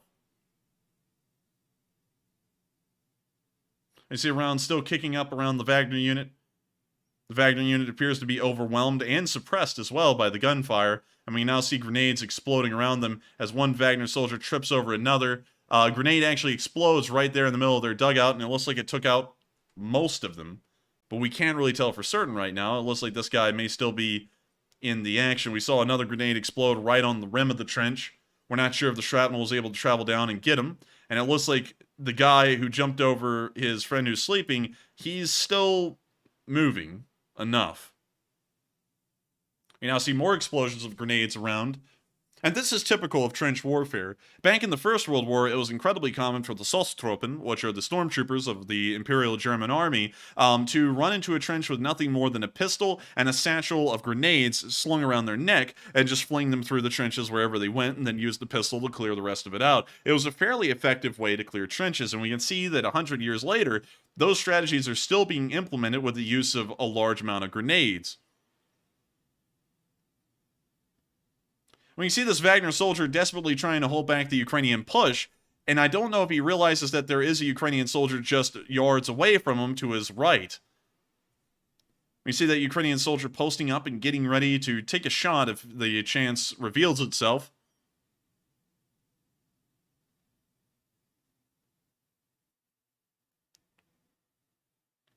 See the Wagner soldier appears to have been distracted for a small while, and now we can see gunfire ripping up the Wagner side of the trench. Wagner soldiers are still there. It looks like there is one that is left moving over here. We don't know what happened to the guy over here. He may have been taken out. We can't really see.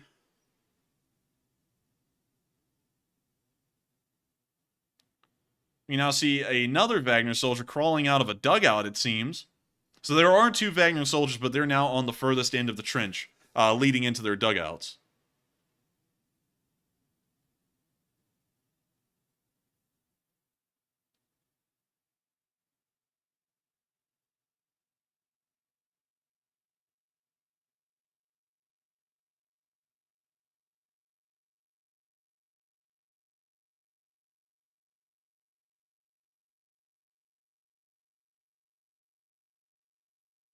We can now see more rounds. We can see them getting peppered and an explosion occurred. It appears that it's wounded one Russian soldier. We can see that one Wagner still hanging out. And, oh man, the cavalry arrived. Oh crap, man. The Ukrainians literally just started advancing from the bottom of the screen. Check this out. Look at that. They just came rolling in.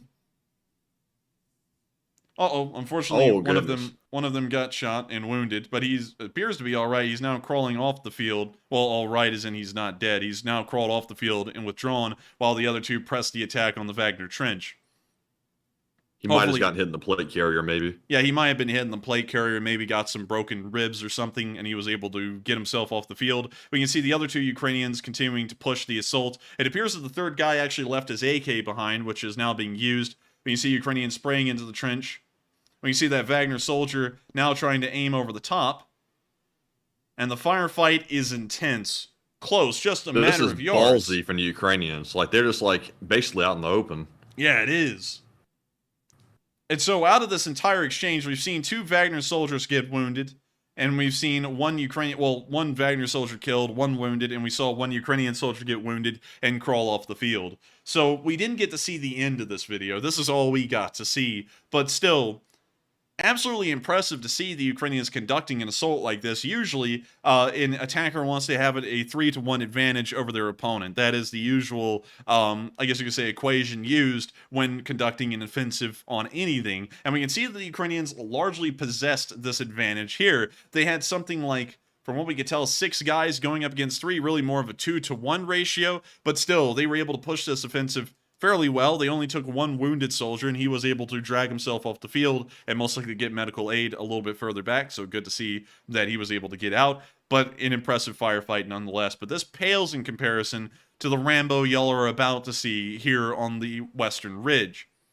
A Rambo popped up today conducting a one-man stand against an entire BTR and also a Russian squad. I'm going to show y'all this clip. It's a minute long, and this guy shrugged off shot after shot from this BTR, and not only that, held off the infantry for a very long time. And so, here's the clip.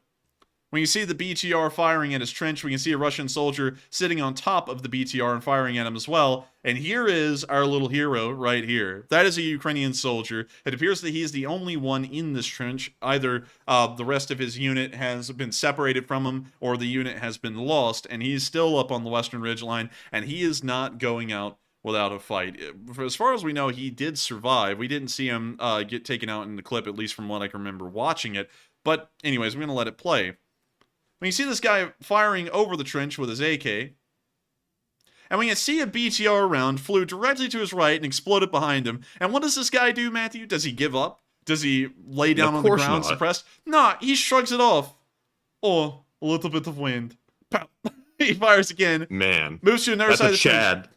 Another explosion. This one happens right on top of him. And he's still there. He's still there, and he's still firing back. When you see another explosion happen right behind him, sending half of the tree flying, he stands back up again, and he's still firing back at the Russians. When you see the BTR giving it everything they've got, but this man is not going down. He's not giving up without a fight. The Russians are tearing apart the rampart in front of his trench, and he is still there, trying to formulate what he's going to do next.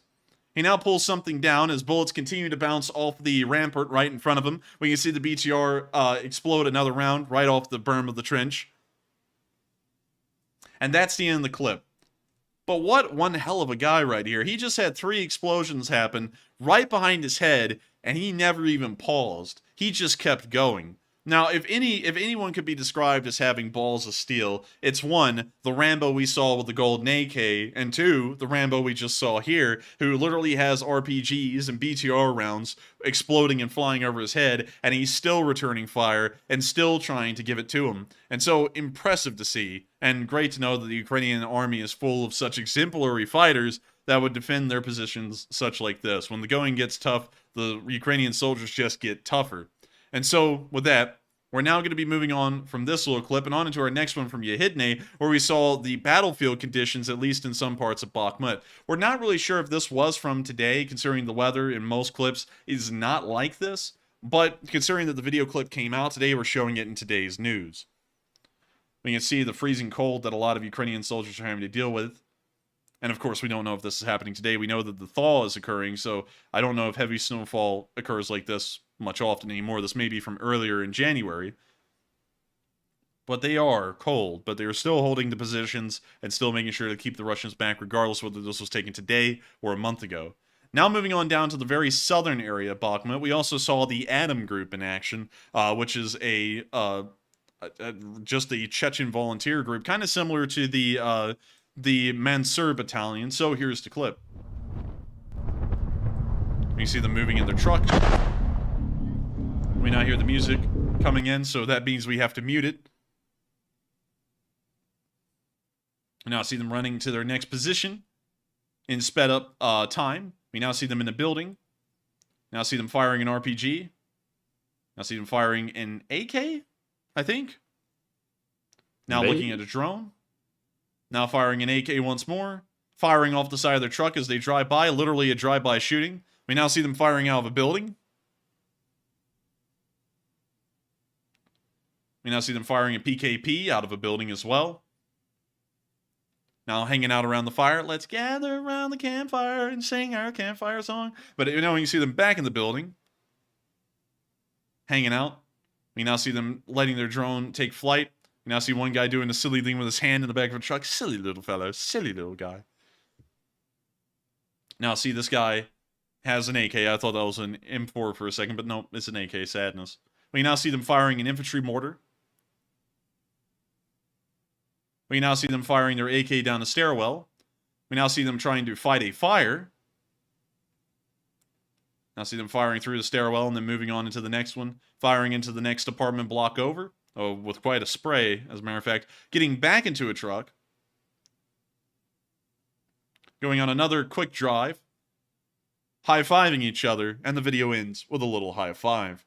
Probably a nice way to end this video, and great to know that the Atom Group, much like the Chechen Mansur Battalion, is down there defending Bakhmut as best they can, along with the rest of the soldiers. You got to give them a lot of credit, because from the little clips we saw there, the firefights they've been in have been incredibly heavy. We're now moving on to our next clip, where we also saw a BMP-2 in the southern area of Bakhmut, giving the Russians hell at point-blank range. And so here's the clip. Also, I have to mute it. But you can see the BMP-2 right there. You can see the building right there. And we now see them firing actually past that building and into one off-screen. Where the hell is it going? Okay, yeah, they are firing into that building. Whoops. They were. I was right. Was that kind of some kind of optical illusion? No, they were clearly firing at something else at the start.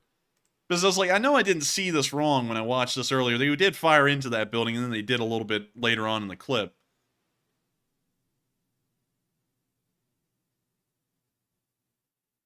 And then we can see that again right there. They are ripping that thing apart.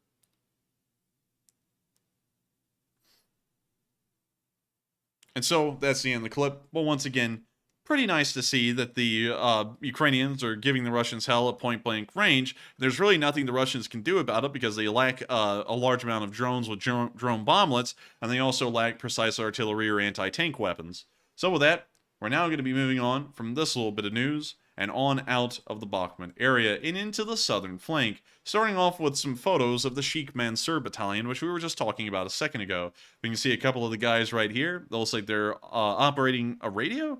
In the next picture, we can see them firing one of those Toyota Grads, which has become incredibly popular over the course of the war, and always good to know that Toyota is repping the set no matter where they are in the world. Whether it be in the middle of Chad, whether it be in the middle of the Middle East, or in Ukraine, Toyota is always there. And in the last picture, we can see them once again fiddling with the Toyota Grad. So pretty nice to see, pretty good to know that the Chechen Mansur Battalion is still out there, and of course giving it to the Russians. Moving on into our next clip of news, we also saw that the mud has returned, as these Ukrainian soldiers riding on top of an APC have been fairly sloshed. Not with alcohol like the Russians, but with mud. And so here's the clip. Also I have to mute it, but they are covered in mud, coated in it, quite literally. Hypothetically speaking, if one was covered in mud, thanks, it would not be pleasant. And when you see that everything's covered in mud, they might as well be the mud men.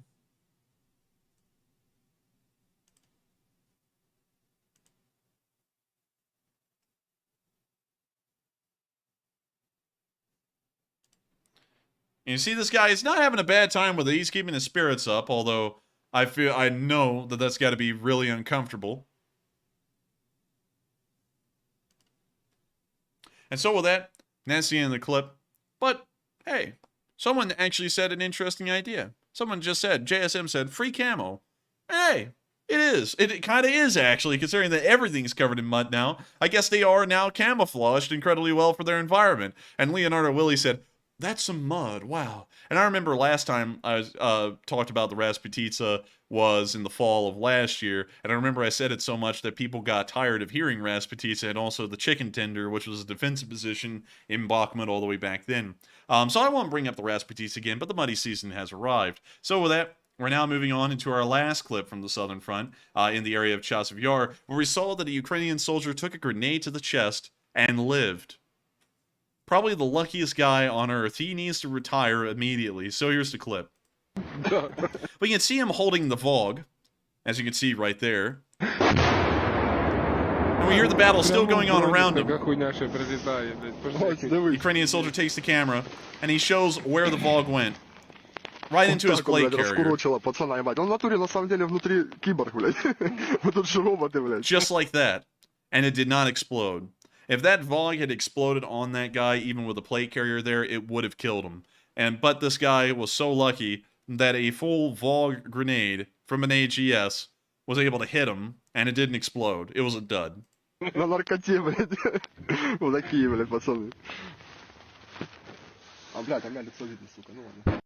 And so that's the end of the clip, but I gotta say, that was a crazy clip right there. And that guy just literally witnessed the $1 million shot. The thing didn't, well, not $1 million shot in the usual way. $1 million shot in the way the thing didn't blow up on him. So pretty crazy, and I gotta say, really impressive as well. And good to know that he was able to live to continue fighting or live to retire. And I think, honestly, if I was him, I would take the retirement path because you don't get that kind of luck all the time, and that was a once-in-a-lifetime kind of thing. And so with that, we're now going to be moving on into the area of Konstantinivka, where we saw Ukrainian reinforcements rushing forward using captured Russian gear. This was once again a Russian BTR-82 that was captured at an earlier time of the war and is currently racing through Konstantinivka up towards the front to support the Ukrainian forces in the battle.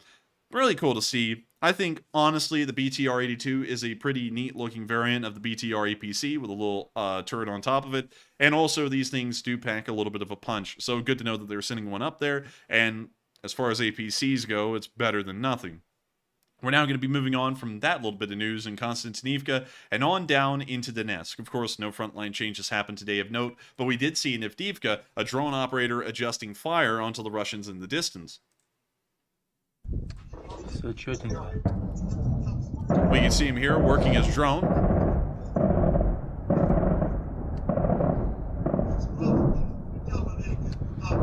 Бля, атмосфера тут вообще такая четенько.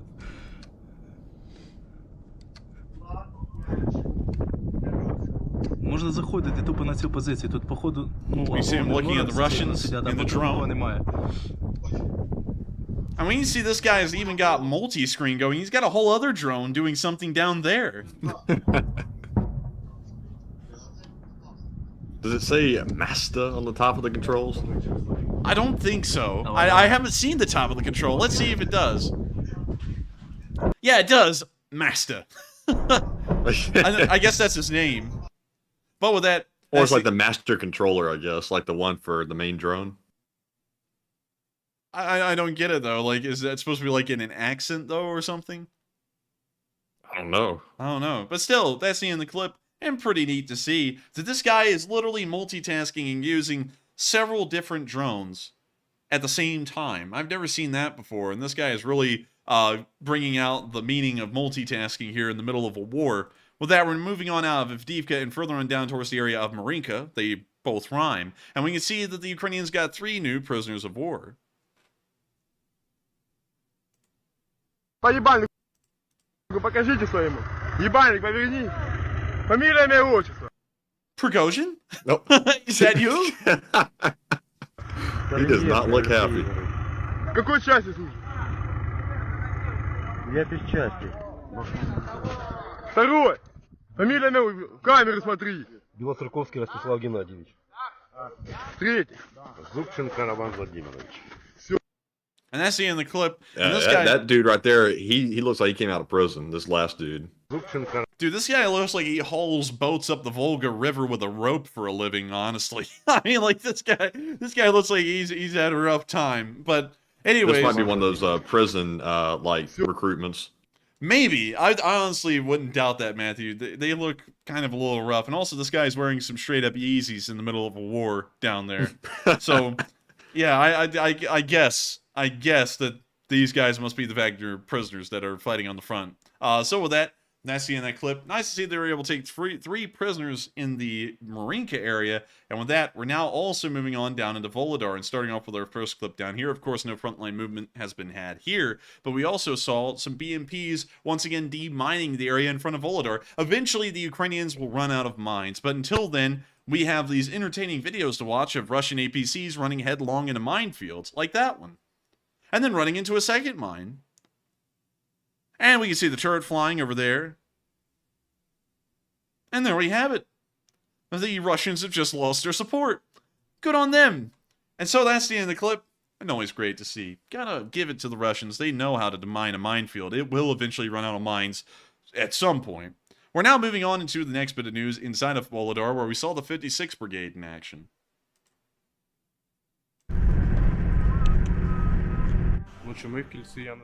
I don't know if we are encircled, but they're definitely in the ass. Now the assault begins. They launch smoke.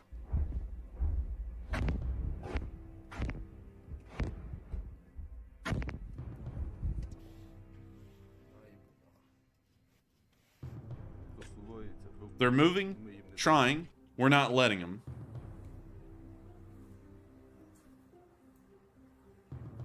When you see the town of Volodar right here, we now see them driving their truck. Actually, we have a universal unit.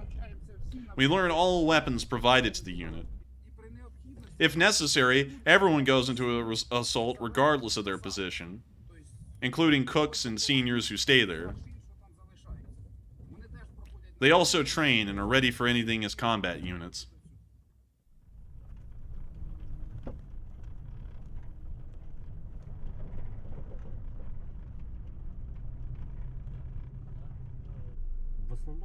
For the most part, they're quiet until 8 p.m. to 12 a.m. They're kind of like gremlins. Then they start shelling from 12 a.m. to 3 a.m., just like a gremlin would. You can't guess it, and they fire chaotically at the first square first, then second, third, and fourth. If you think you can divide Volodar into 4 squares, so they shell it, either to wipe it off the face of the earth, or if lucky, kill someone who is on the move. Are locals still in the city? Yes, not many, but I saw that old man who walks the dog twice a day. And we see his dog right there behind him. We carry out assaults. This man's call sign is literally Sensei. Oh man, I just saw that. I was like, that's a pretty funny one. Then, depending on success, we refresh our capability. From the side of, can I swear? No. Russians. From the side of Muscovites, such assaults don't take place. Perhaps because the level of training is too low. Yeah. Or the motivation of personnel is rather low. For instance, in the first 2 weeks, we took 50 people into captivity while retaking dachas. God, these fools fought here less than what it took them to get here. We now see them moving. He's clowning on him. Yeah, you now see him moving some ammo cases into a Khrushchevka block. Grads like these reach us, covering a very large area, showing the damage from a grad rocket hit the neighboring houses. No one was hurt as the lads were in adjacent rooms, pointing at the rooms on the other side of the building. That's how we were hit, while we stood in another room. This is effed.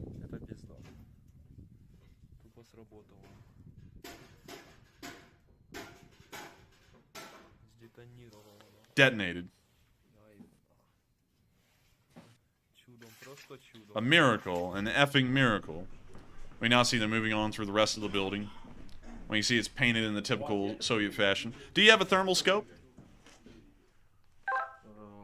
Colonel, first, look what's there. Second, one group of yours should come back.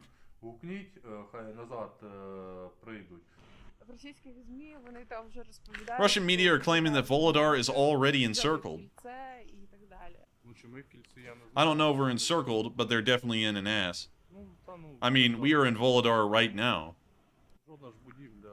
Not one building is occupied by the Russians, maybe some part of dachas, but not for long anyway. How often are they trying to assault? Often. Can be 5 times per day or even more. How many people do they have in their assaults? Small groups, up to 10 people. Our commanders are observing all of this and giving us commands to observe infiltrations.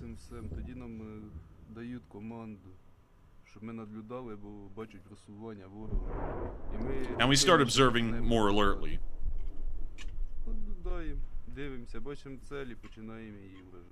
We observe, find targets, and then destroy them. I think that's an alligator right there that we're looking at in that room. Now the assault begins. They launch smoke. So our lads will begin assaults. Our job is to cover them.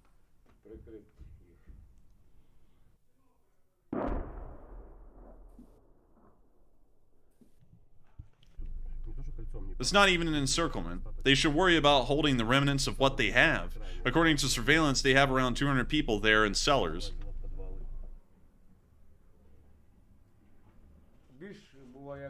It's most active in the morning, but yesterday they tried to assault with tanks. We hit them, 2 shots. Didn't blow up the turret, but the damage was great, I think.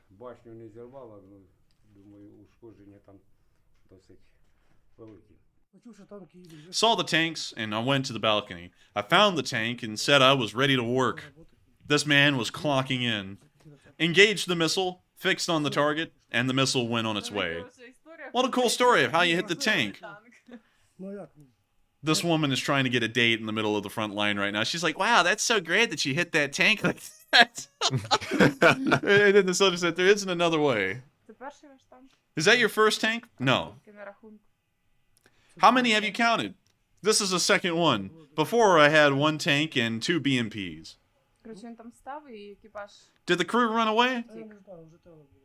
Don't know. Maybe ran or maybe stayed in it. Just launched a javelin. And we can see the hit right there. We hear everyone cheering. Jaga jaga! Igor! He's moving forward. No, he's done. Javelin well done. Another one! Hey! Cheers! Click, click! And that's the end of the clip. And once again, fairly interesting to see how the Battle of Volodar is unfolding from the inside. From what we understand here on the map, considering that they said they were encircled, as far as we understand, and as far as the front line is showing, they are not. They actually control the entirety of their rear, at least from the information we have. Although it appears that they're saying that apparently infiltration groups are making it behind their lines occasionally, and they have to deal with those to keep the line open. With that, we're moving on to our last clip, where we saw a Russian soldier giving his update on the situation in Volodar before he actually ended up going to sleep just a couple of hours after this film was made. So with that, here's the clip. I say hello to everyone. I am lying in the gap. Indrovka was saved from the GED. For 2 days he has been lying here with a wounded leg. Everything is fine. I bandaged him, put an injection. My crew is the most crazy here. Glory to Russia, no more talk. What are you saying, Banyan? My tank is burning. And we can see the tank burning out there. In 30 minutes the bull will start running. Mines are flying. Oh, it flew. Everything is fine. I say hello to everyone. Oh, video. Straight from the lips. What's going on here? Why is the video freezing like this?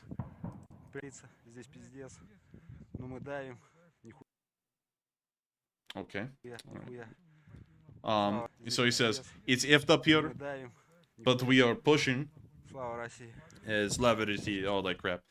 So we can see here that it looks like his tank was hit. His crew abandoned the tank, and now they're sitting in a foxhole, a crater, and they've been sitting here for 2 whole days now. And it looks like everyone in there is not having a good time, and we actually know that this entire crew was wiped out just a couple of hours later, almost in the exact crater they were in right here. And so with that, that's the end of that video, but giving you an idea and a perspective on both sides of what the Battle of Volodar is looking like at this very moment. And with that, believe it or not, we have made it through all the news. We've made bots cry. We've made trains fly. Straight over gaps on railroad bridges, according to bots. It's been one hell of a night of news, but without further ado, it's time for us to go all the way to Kyiv and cover the speech from President Volodymyr Zelensky here on day 371 of the war. And so, without further ado, here's the speech from President Volodymyr Zelensky. Бажаю здоров'я, шановні українці. Сьогодні провів кілька принципово важливих нарад. В енергетичній нараді взяли участь усі, від кого залежить стабільність роботи нашої енергосистеми. Це була тривала нарада, 3 години. Енергетичні компанії, Нафтогаз, Енергоатом, Укренерго, Укргідроенерго і інші. Уряд, Офіс, голова профільного комітету ВР, військові, розвідка. Цю зиму пройдено. Вона була дуже складною, і цю складність відчув без перебільшення кожен українець. Але все ж ми змогли забезпечити Україну енергією і теплом. Так, загроза для енергосистеми зберігається, але і робота заради енергосистеми триває. На енергетичній нараді сьогодні ми зафіксували поточні завдання, щоб нормально завершити цей опалювальний сезон. І ми вже почали готуватись до наступного сезону. Кожен з учасників наради отримав свою частину роботи щодо цього. Бачимо ризики, знайдемо реагування.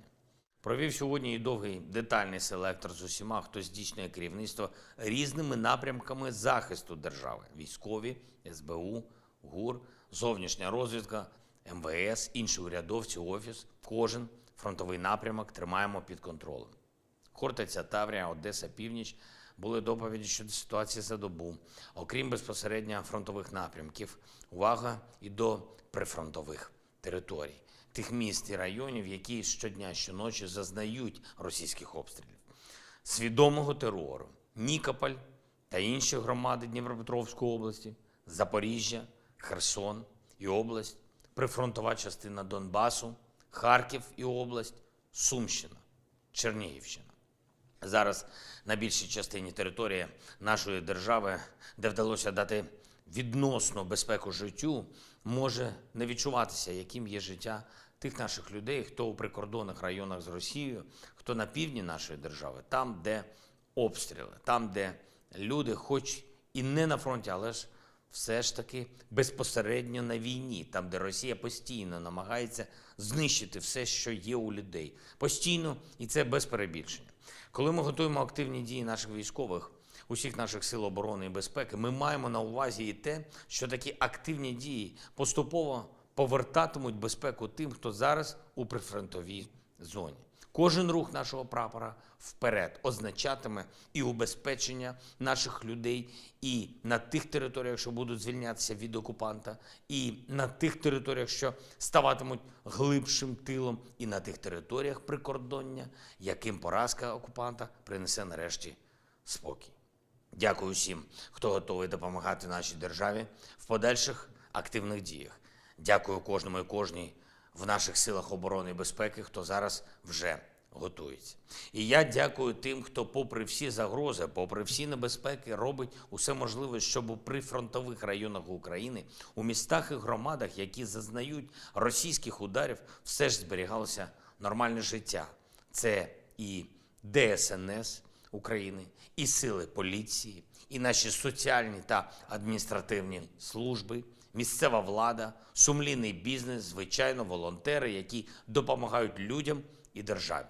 Окрема вдячність нашим прикордонникам та всім іншим воїнам, які стримують ворога, а ще окрема вдячність тим нашим воїнам, які знищують вогневі точки окупанта, які знищують логістику ворога і влучно ведуть Росію до поразки, до неминучої поразки. Слава усім, хто зараз в бою за Україну. Вічна пам'ять і шана кожному і кожній, хто віддав своє життя за незалежність нашої держави. Слава Україні! And with that, that is the end of the speech from President Volodymyr Zelensky, and that wraps up our Day 371 news segment. And what a news segment it's been! For the first time ever, we have actually seen that the railroad bridge of the Crimea, of the Kerch bridge, has been knocked out. Not only that, we also saw some incredible last stands from Ukrainian Rambos across the area of Bakhmut. And then on top of all that, we saw that inside the Russian public education system, you can expect propaganda to be fed directly to the Russian kids. So it's been quite a day, and on top of that, we also saw that the Ukrainians are once again striking into Crimea all the way as far south as Yalta. So it's been, certainly, one hell of a day, and I thank you all so much once again for watching, and if you all enjoyed, make sure to hit the subscribe button, make sure to hit the like button, and also make sure to comment on this video after, well, on the stream when it becomes a video, because all of that helps the Lee Spring Army to grow, and helps us to keep on covering this news. And so, with that, I hope that does address that fairly well. And we are going to be moving on into the question segment where we're going to be answering all of the super chats that have been sent in tonight. And of course, thanking you all for helping us to keep this channel running, and also addressing as many of the live chats as we possibly can, as well as the polls. Thank you for getting that bot, by the way. And so with that, what do we got for the polls? All right, and for our final question segment, we have 5 polls to address. A pretty good number and some pretty interesting questions on these polls as well, and interesting results. The very first one says, Finland approves bid to join NATO, and do you think that Hungary and Turkey will give in soon? 75% said yes, Finland will be in NATO soon. 13% said unsure, 10% said likely not, and 3% said no, it won't happen. And on this one, I'm going to have to say, I think we're going to see Finland in NATO pretty soon. I don't think Turkey is going to want to hold Finland up for any reason. And I think Hungary is starting to get a little bit loosened up when it comes to the whole situation. But Sweden's a whole nother story, but I think we'll see Finland get in. But Enforcer, what say you? I think we might see Finland get in, but of course, Sweden still has the issue with Turkey, and Turkey still has, well, really, Sweden doesn't have an issue with Turkey. It's more like Turkey has an issue with Sweden, and apparently the fact that they allow people to say things, really whatever they please, and that doesn't really please the Turks. So right now, Erdogan isn't really happy with that. So we'll probably see that the Finns do get in fairly soon, but it seems that the Swedes are a bit of an issue. But then at the same time, it seems that the Finnish are saying that they will not join NATO unless if Sweden is accepted at the same time. So that may be throwing a little bit of an extra complication into the issue. So I think we will see Finland get in, though. Like, it seems that there's a clear path for Finland, but for Sweden, it seems a little bit more complicated. But with that, I hope that addresses that poll fairly well. And we're on to the next one. In our next one says, U.S. reports confirm there is no evidence of U.S. weapons being diverted from Ukraine, and what are your thoughts?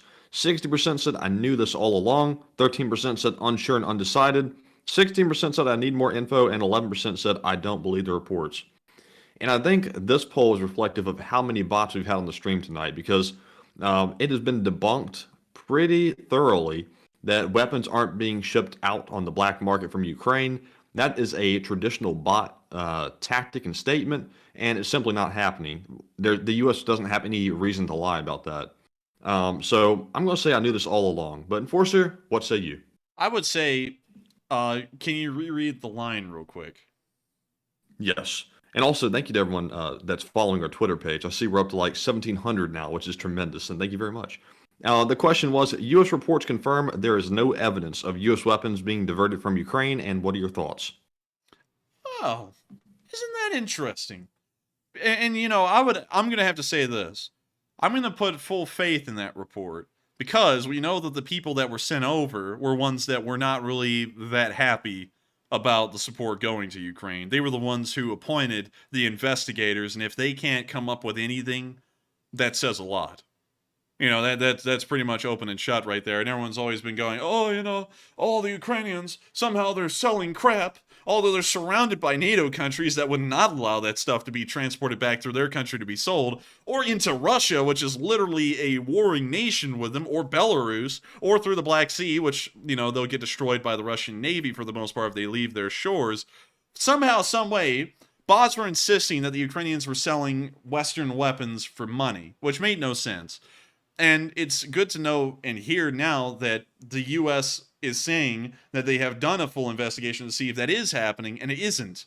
So it's good to hear that. I'm not really that surprised at all. That's a typical bot thing. But how many people said that that was something they actually thought the Ukrainians were doing? It looks like 11% said they didn't believe the reports, and 16% said I need more info. I can understand that one, but the 11% that said I don't believe it, I would ask for what reason would you say you don't believe the reports, because the U.S. really doesn't have a reason to lie.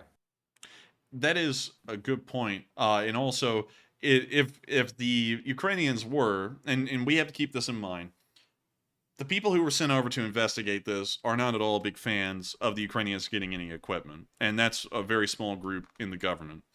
They were sent over, and their whole goal was to find hardcore proof and evidence that the Ukrainians were selling these weapons on the black market, so that way they could come back, release a damning document showing that they are, and then try and have support stopped to Ukraine. Considering that they weren't able to find anything to further their own goals, which, nowadays people usually, if they even just get something that is a slither of truth showing that they're selling something, they would stretch the truth a little bit and say that they're selling everything. And so the fact that they couldn't even come up with anything at all to say that any of that was happening is a fairly good sign to me. And also very interesting here, 11% said that they were selling the stuff, and that really does show how bot infested we are tonight, because usually those answers, while you can pick any answer you want, you may not be a bot and picked it, usually we have answers that are the complete opposite. And usually they just catch bots. Maybe 2% of people will vote for it, maybe 3%, but 11% is fairly high, and it shows that the bot presence here has been heavy. Because interestingly enough, I've been seeing people pop up, Matthew, tonight, and it's funny because I don't know if the bots think they're clever or what. Like with that, like Joe guy earlier. Like I think he was the last bot that we got. Yeah, he pops up. I don't ever see him in the live chat, and then he acts like he's been here forever, like he's here every day. It's like, we remember the people who are here every day, and I've never seen that guy, and he's going to act like he's been here and start saying, man, it's a sad day to watch this channel, just go straight into clickbait, when we have videos to back it up.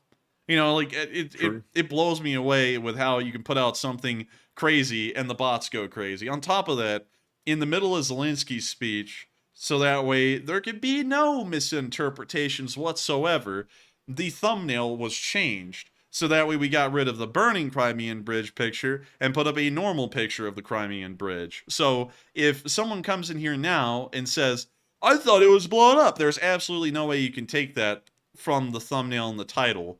I can't help that that a viewer thought that clicked on the video that it was blown up, and then I explained that they took off a railroad span because it had been so heavily damaged, and it's out of action because of that. I can't help that, okay? So, I don't want to be rude or anything, but if that's what you thought, and you're going to get pissed at me because you came in here with the expectations that it had been blown up, and I'm telling you that it was heavily damaged and the Russians are having to rebuild it, that's kind of on you, not me. So, with that, I hope that addresses that poll fairly well, and we are on to the next one. All right. And also, I'm being told bot alert, so let me see here where this bot is at real quick. Call him out. Let's see. Got him. I think that was him. Yep, that was him. All right. So with that bot gone, let me double check that. Yep, got him. It was a bot. But anyways, we're moving on to our next poll. And the third one says, an unnamed group of Ukrainian soldiers claim that Bakhmut is much worse than reported, and what are your thoughts?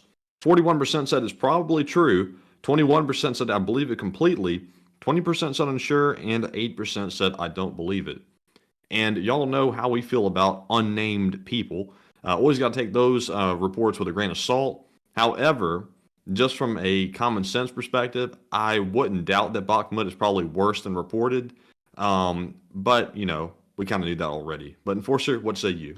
I would say there's a little bit of truth to it, because it is a serious situation in Bakhmut right now. If you look at the Frontline situation, one can tell it is certainly a tough battle at this point. There's nothing that's going to be easy about this, because the Ukrainians inside of Bakhmut can be fired on from 3 sides now, and the Russians control all of the elevation areas around the town. So they're in a bowl right now, and they're getting fired at. So it is probably fairly tough. It's just that no one really has been letting on to how tough it is. So I guess they're saying that it's a lot tougher than people think. I don't think anyone's been imagining it to be a cakewalk, especially seeing how rough the fighting has been in this area, and hearing for practically months on end how the Russians just assault trenches until a couple of guys can get in, and then it goes pretty much into hand-to-hand combat nearly. So it's not something that I would say is definitely out of the question. I would say that it's something that's most likely true, considering how tough the battle has become, and how and what kind of strategic land areas the Russians control around Bakhmut. And so with that, I hope that addresses that fairly well. And with that, we are on to the next one. All right. And the fourth poll says, real quick, let me grab something from the chat. There we go. The fourth one says, is Ukraine running out of time to conduct a strategic withdrawal from Bakhmut? 47% said yes, time is limited. 21% said it depends. 17% said no, Ukraine will hold. And 15% said unsure. And I will say that about, I think it was a week ago, I said that Ukraine might be able to hold Bakhmut, but it's starting to look to me a lot more unlikely that they are going to hold it.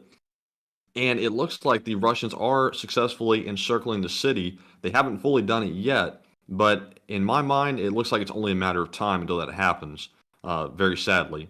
And I heard today that Ukraine was sending more reinforcements into Bakhmut. I think that was at noon our time.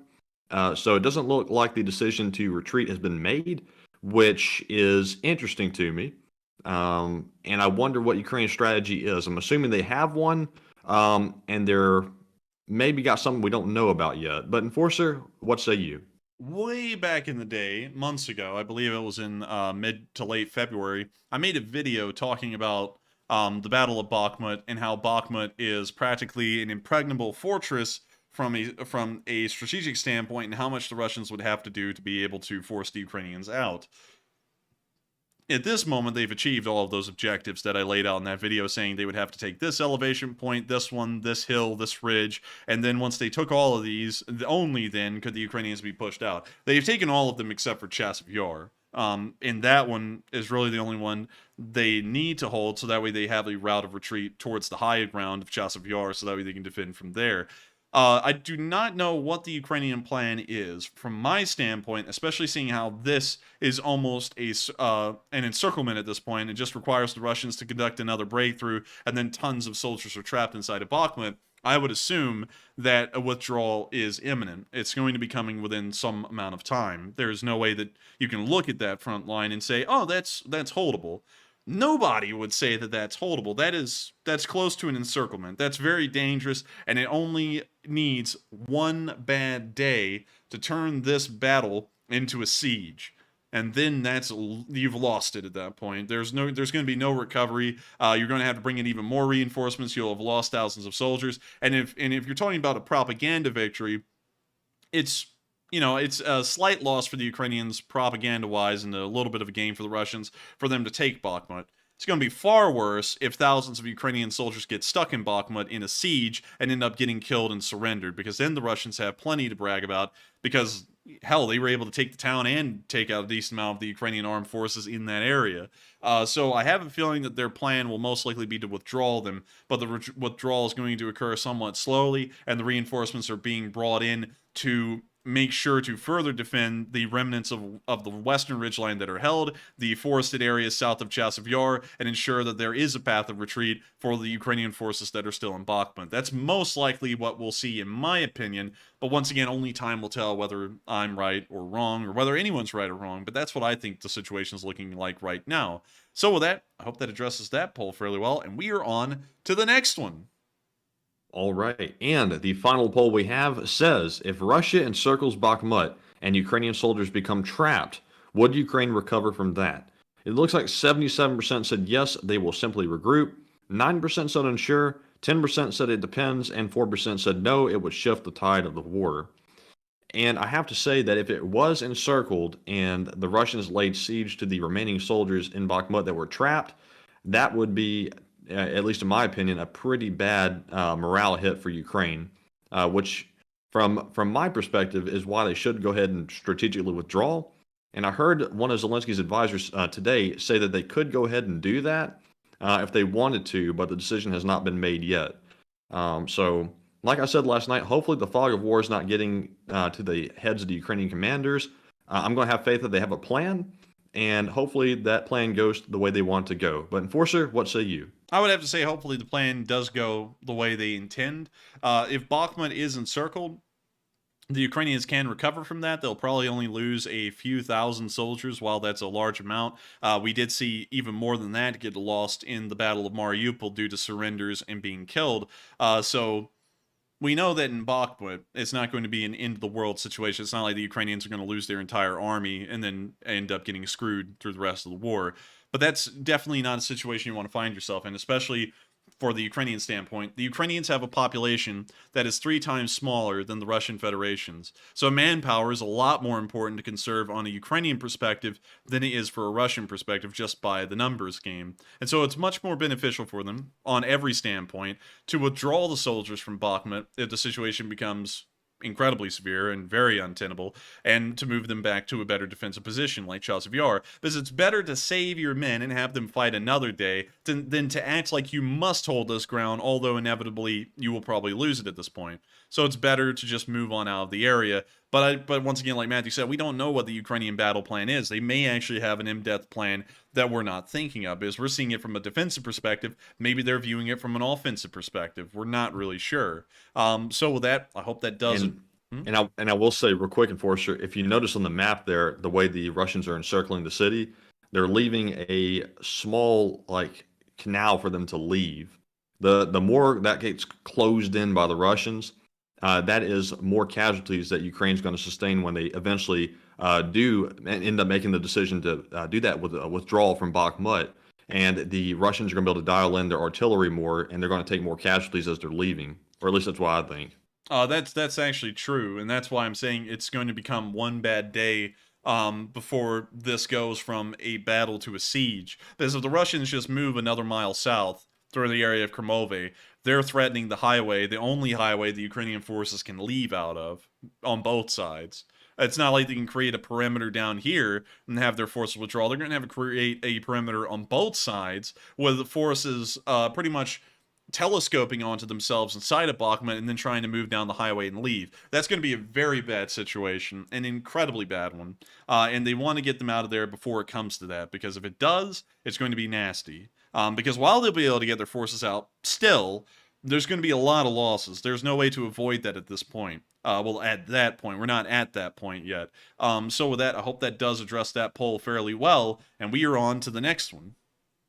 All right. And that was our last poll, so we are moving on to our Super Chat questions once again. And up first, we have a $20 donation from Jose Diaz, who says, "Greetings from Arecibo, Puerto Rico. God bless our country and the free world, and thanks to our LSA family supporting our Ukrainian brothers and sisters. Gloria a Ukrainia Libre." And thank you so much for the support, Jose Diaz, all the way from Puerto Rico. Arecibo, Puerto Rico, as a matter of fact. And here's Puerto Rico. There's Arecibo. The Arecibo Observatory is right out here. Unfortunately destroyed. Rest in peace. Gone, but not forgotten. I made sure to remember it. But still, thank you so much once again for support, Jose Diaz, and being Elite Spring Army Commandant all the way from Arecibo. I guess Jose Diaz is the Lord Governor of Puerto Rico. To give him the title. I think that's a pretty good one. Lord Governor of Puerto Rico of the Lee Spring Army. And I got to thank you so much once again for helping the channel to keep on running. I know you've already gotten off for the night. I saw that earlier, so I hope you're having a good night's sleep while the stream is live, and I hope you had a good one by the time you watch this again. But I got to thank you so much once again, Jose, for helping this channel out, supporting us, and keeping it running. Because if it wasn't for folks like you, this channel wouldn't be possible. And the news we cover wouldn't be a thing that happens. So I got to thank you so much once again for the support. I hope that does address that comment fairly well. And with that, we are on to the next one. All right, and up next, big shout out to Detroit Rock Angel and Marion Deemer for putting in a $20 donation each, and thank you both very much.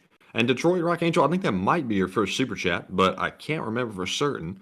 And I know Marion's been around for a very long time, so thank you both very much for keeping the lights on. And Enforcer, what say you? I have to say to both of them, I thank both of y'all for the support and helping us to keep this thing running, because, of course, much like we said to Jose Diaz, y'all keep the lights on. And what's funny is that we don't pay the electricity bill, we pay rent. But moving on from that, you know, keep the lights on, hypothetically, because if I wasn't able to pay rent, there wouldn't be any lights. I would be on the street. So I got to thank y'all so much for helping us to keep this channel running, because without y'all support, this wouldn't be possible. And we wouldn't be able to dedicate 60 hours a week on my end, and I don't know how many hours Matthew puts into it, but Matthew's been helping out a great deal behind the scenes. And helping us to keep this thing running, because without y'all support, neither of us would be able to do this. And so thank you so much once again to both of y'all for the support. And with that, we are on to the next one. And also, Adam Lee Fox is in Ukraine. He said, "Is there anything you'd like me to pass along to the people I meet in my travels?" And yes, Adam, tell them that the West supports them completely, and that we're going to send everything we can, and hopefully we will actually fulfill that. And also, tell them Slava Ukraine from the Enforcer channel too. And Enforcer, what do you want to say? I would say to tell them what Matthew said, the West is supporting them entirely. Tell them that have of a YouTube channel where there are 114,000 people, and not just our channel. There's loads of channels out there with hundreds of thousands of subscribers, and all of them pay attention and focus on Ukraine every single day, cheering every single one of them on, both the citizenry and the soldiers, and also support them as much as we can. And we are wishing them all the best, and we hope that all of them get through the war I guess you say better for wear, and such things like that, because we are backing them up over here. This entire channel supports Ukraine 100%, and I hope that they know that there's a load of people out there who focus and pay attention to them every single day and cheer them on. And so with that, I hope that addresses that fairly well, Adam Lee Fox. And with that, we are on to the next one.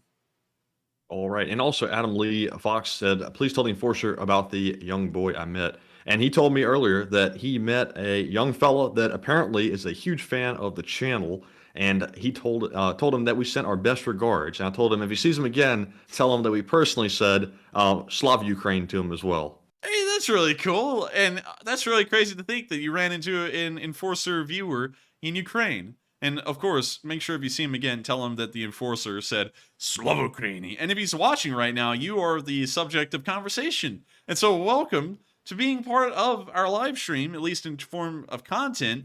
And also thank you for enjoying this channel so much. I'm glad to know that people in Ukraine do watch this show and find it to be worthwhile. And so with that, we are on to the next one. And I hope we addressed that fairly well. And the next one goes to Scott Mensing, who puts in a $20 donation and says, the LSA is worldwide. Enforcer, what is the estimated total of donations to date? And goats love kudzu. Wow. And thank you for the support. And I've got to be honest with you, I haven't added them up still. But let me go get them, because I'm not going to make that a thing where I keep on going, oh, I'll get to it, and then I never have time to get to it. I'm just going to add them up right here, right now. So I know. Are you sure you don't want to wait until afterward?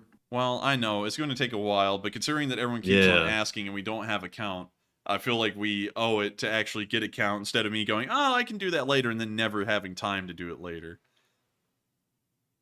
Yeah, I mean, you could. I would personally wait, but you can go ahead and add them all up. We'll probably be here for 10 minutes trying to add them all up. I mean, that's fine. I think they're okay waiting. Okay with me counting, right? Right? Yeah, y'all are okay with that. Yeah. All right, so let's start. 10,433 plus 7,809. And we're not adding the cents to make it a little bit quicker. 22,263. And then 52,811 plus 41,200 plus 8,386 plus 10,821 plus 13,781 plus 10,751 plus 14,287 plus 30,531 plus 29,362 plus 12,540 plus 8,379. And while you're adding that up, I'm gonna answer a question from Marcia Tucker, who said, while he's doing that, tell us a story about Mr. Corgi and Sheba. Well, let me tell you a little story. Today, actually yesterday, Mr. Corgi was sleeping behind a chair and Sheba wanted to play. Mr. Corgi got up, he started to play, and then Sheba made the mistake of biting him in a soft spot on his side. So Mr. Corgi proceeded to yell at Sheba for the next, 30 seconds or so, and then Sheba started yelling back, and we had a full-scale Corgi rivalry on our hands, and we had to break it up. So that probably wasn't the story you were looking for, but there you go. Tell Matthew about the story of Mr. Corgi and how he always leans on walls and has to have pillows and stuff. And yes, he does. He always has to lean in a corner, or at least like lean on the sofa or something.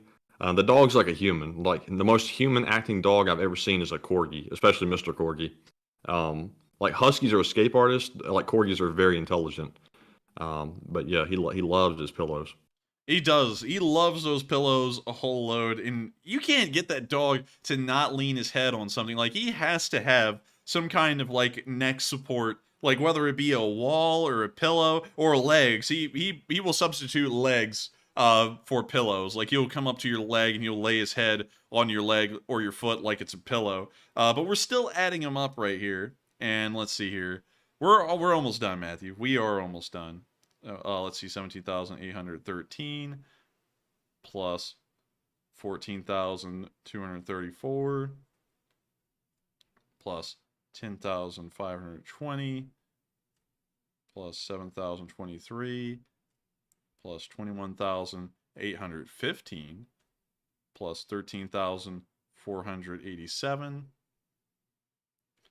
plus 34,130 plus 13,500 plus 14,558 plus 16,635 plus 11,336 plus 8,942 plus 11,355 plus 11,086 plus 9,466 plus 34,604 plus 20,725 plus 9,100 plus 9,075 plus 9,780 plus 9,156 and then plus 9,182. And then we have the last one, which is in my phone because it had to be deleted because of the 50 fundraiser limit, which is absolutely stupid, which was $7,802. So, in total, we've raised $850,919 over all of the fundraisers we've ever run in support of Ukraine. So, damn, pretty impressive. Yeah. We're really close Chugga, to. chugga. We're getting close to $1 million. We're only $150,000 away from $1 million, which is crazy, actually, insane. We almost did that. We almost got to $1 million in a year. That's crazy. We're going to reach $1 million probably in like the next month or two. Yeah, and then we'll be reaching out to people. Hey, we reached $1 million, and the news companies are going to go, whatever. We're going to start covering some stupid stuff now. But anyways, with that, I hope that does address that question fairly well. We have not been able to answer that for a while. We never did an actual count. And now that we have a count, it's $850,919. And it's a little bit higher than that. It's probably around $850,930 since we didn't add up all of the spare change. But still, it's about that high. So it's incredibly high at this point. And we're less than $149,000 away from reaching $1 million raised for Ukraine. Pretty wild. And also, that is a good thing. Someone just came up with a good idea. I need to write that down. So that way we remember it, but I don't have any paper slips here, so sadly I can't write it down, but I'll just keep it in my calculator on my phone and then write it down later. And so with that, we're on to the next one. All right, and up next we have a $20 super chat from Brooks Precision, who says, "Tip me hat off to you lads. Superb stream always." And thank you for nice. And thank you for tipping your hat off to us, Sonny. We always try and run a great stream, even when the bots come in and they sit here and tell me I'm lying, or like when I'm literally showing them a video of what I'm talking about. We try and make sure that the stream is the best it can be. And so, I gotta thank you so much once again for the support. And I gotta thank you so much once again for helping this channel to keep on running. Because if it wasn't for folks like you, Bunny Tunny, you wouldn't be able to watch this stream run. Because it wouldn't be possible. And so, thank you once again for your support, and thank you for helping this channel to keep on running. And with that, we're on to the next one, and thank you once again for your fantastic support. Yes, indeed. And up next, we have a $20 super chat from Avari Mandabratis, who says, "I had a minor stroke on Tuesday, and I'm operating at 95%. Would it make sense for Russia to have Chinese soldiers dressed as Russian soldier operate donated armor and other weaponry instead of taking time to train the Russians?" And also, Avari, I'm very sorry to hear about that. I know you said you were in the hospital the other day, but I know you didn't tell us what it was. But I'm glad to hear that you're doing okay considering the circumstances, but that's still bad to hear, and I hope you recover very soon. And I hate to hear that, Avari, because it's always sad to hear when viewers are having a tough time, and there's been a lot of viewers who've had tough times. In I hate to hear that, man. Like I would say, that we're here for you and backing you up all the way, but a stroke's a stroke, and I hate to hear that, man. I'm sorry about that.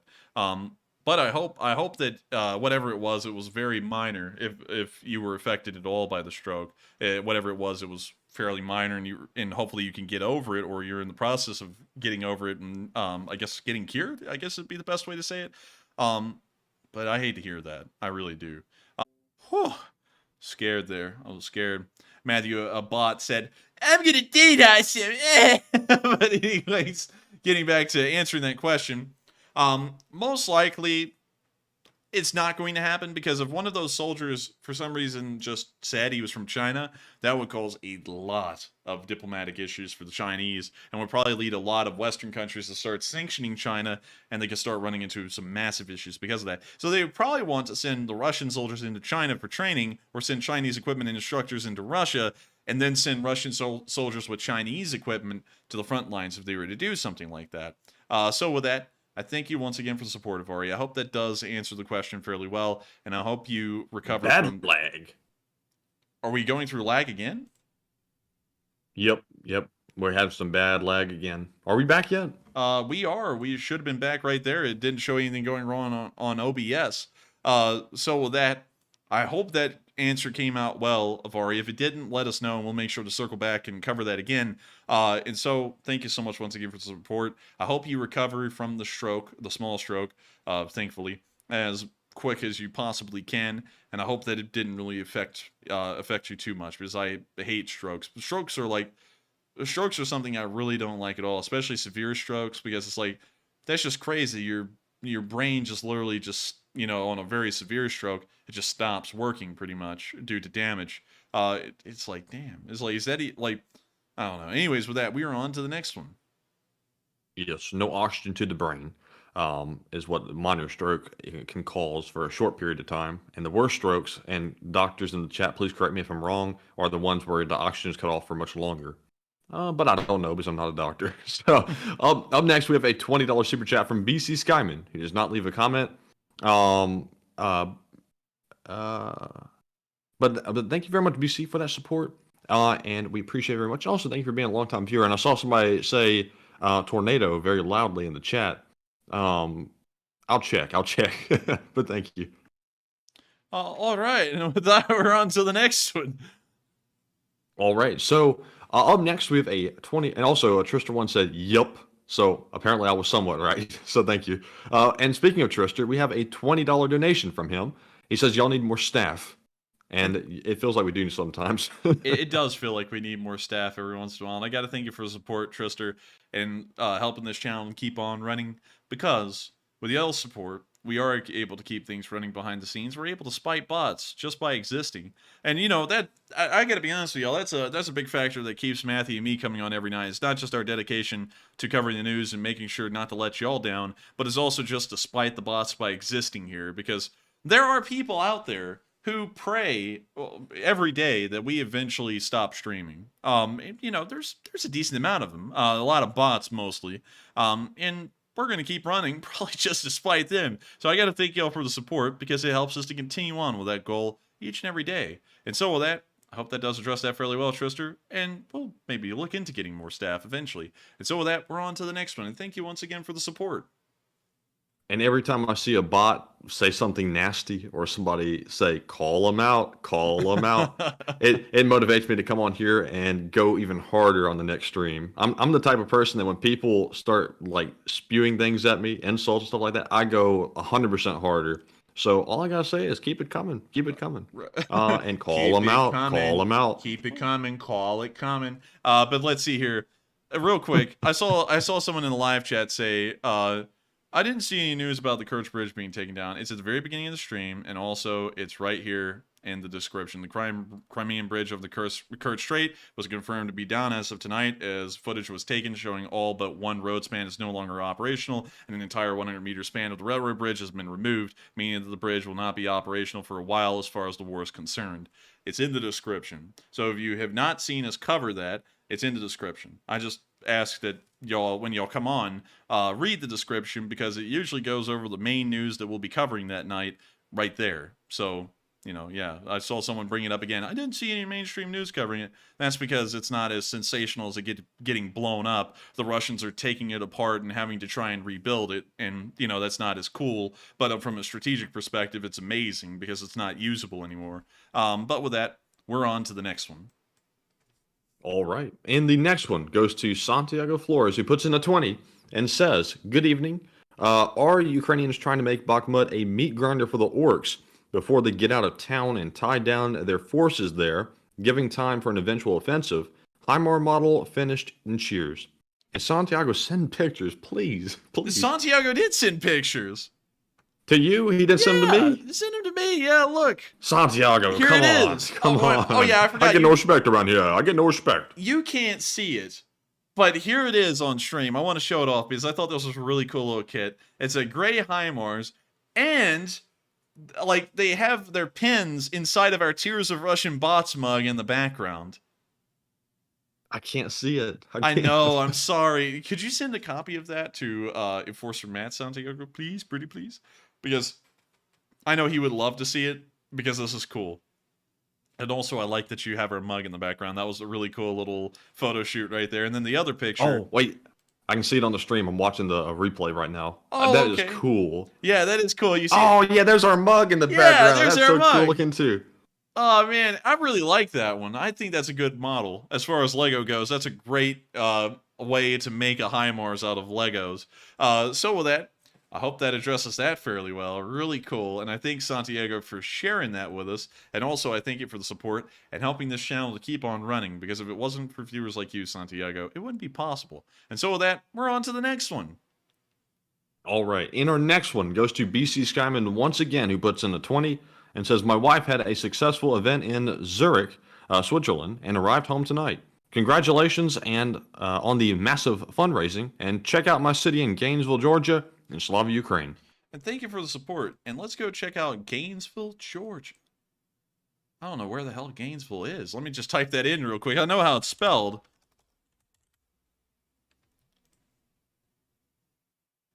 You know what? I actually do know where Gainesville is. It's just that I forgot. Well, I sound stupid now, don't I? Anyways, let's go check out Gainesville. Inc. Interactive Neighborhood. What in the world's that? Inc. A place It's for an interactive kids? neighborhood. As opposed to the non-interactive neighborhoods you find in nature. But interesting. And let's go drop down in the middle of the town near the Alpha Euro Grill down Jesse Jewell Parkway. Shoe repair? There's a cobbler in this town? What? Apparently so. That's wild. Cobblers don't exist anymore in most of the country because, you know, most people just buy new shoes now. Oh my gosh, wow, that was taken a long time ago. This is from December of 2022.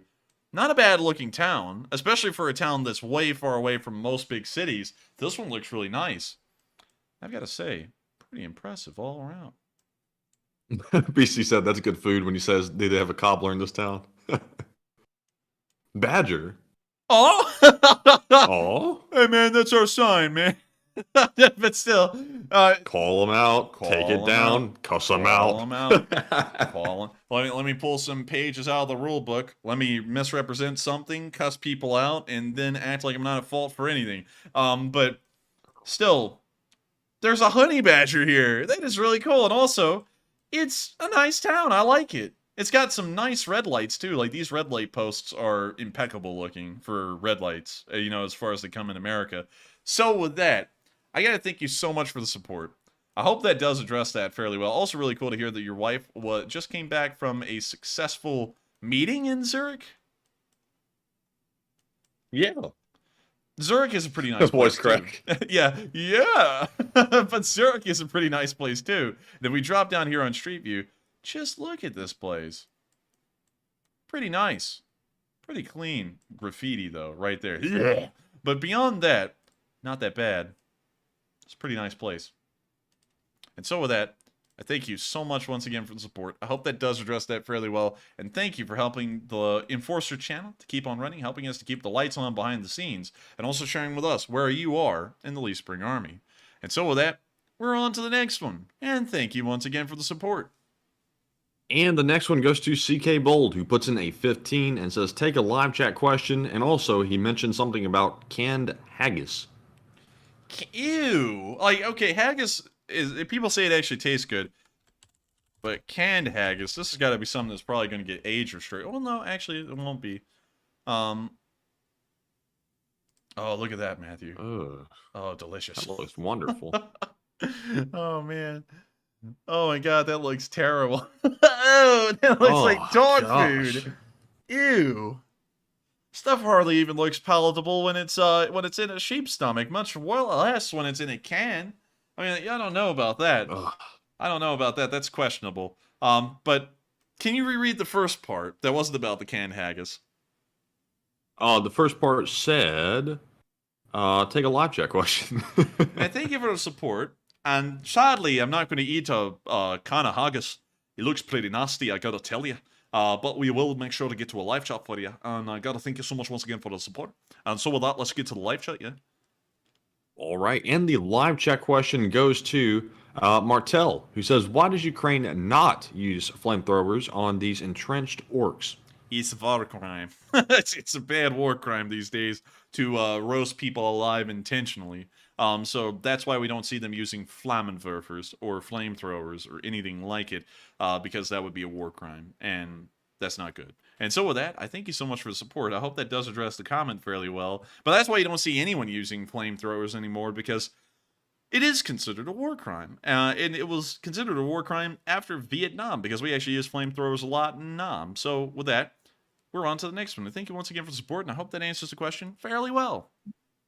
And up next, we have a $15 super chat from Sly Walker, who says, thank you for your tireless effort. I've been here from the beginning. My friend is doing medevac in the East, can't say where, so have been relying on you guys for updates, and thank you so much. And thank you so much for the support. It's always great to hear from viewers that have been around for a long, long time, but are finally popping up in the live chat and also helping us to support this channel. And I got to thank you so much for helping this thing to keep on running and also enjoying the news coverage we put out. We try and make sure it's as accurate as possible.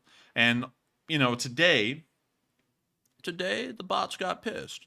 But we got them back. Matthew, I think, got about every single one of them before the night was out. So, good job, 150. Matthew. About 150 of them? Yeah, around that mark, 150 or so. Damn. That's a lot of bots, man. But still, it's great to know that we were able to get a good amount of them, make sure to take care of them in our usual way. And also, I got to thank you so much for enjoying this channel and the efforts we go through in reporting the news, because I find it interesting that absolutely nobody has covered that video and shown that the bridge is out. Because you know, one thing that we were actually talking about that we kind of found funny behind the scenes is that for some reason anyone out there can say anything they want, and everyone acts like that's the law. But when we come through and we say something and we have actual video evidence to back it up, people want to fight with us, you know, whether they're bots or not. People want to fight with us and say that it's not true or something, like we're on a lower peg than everyone else. I don't really get that.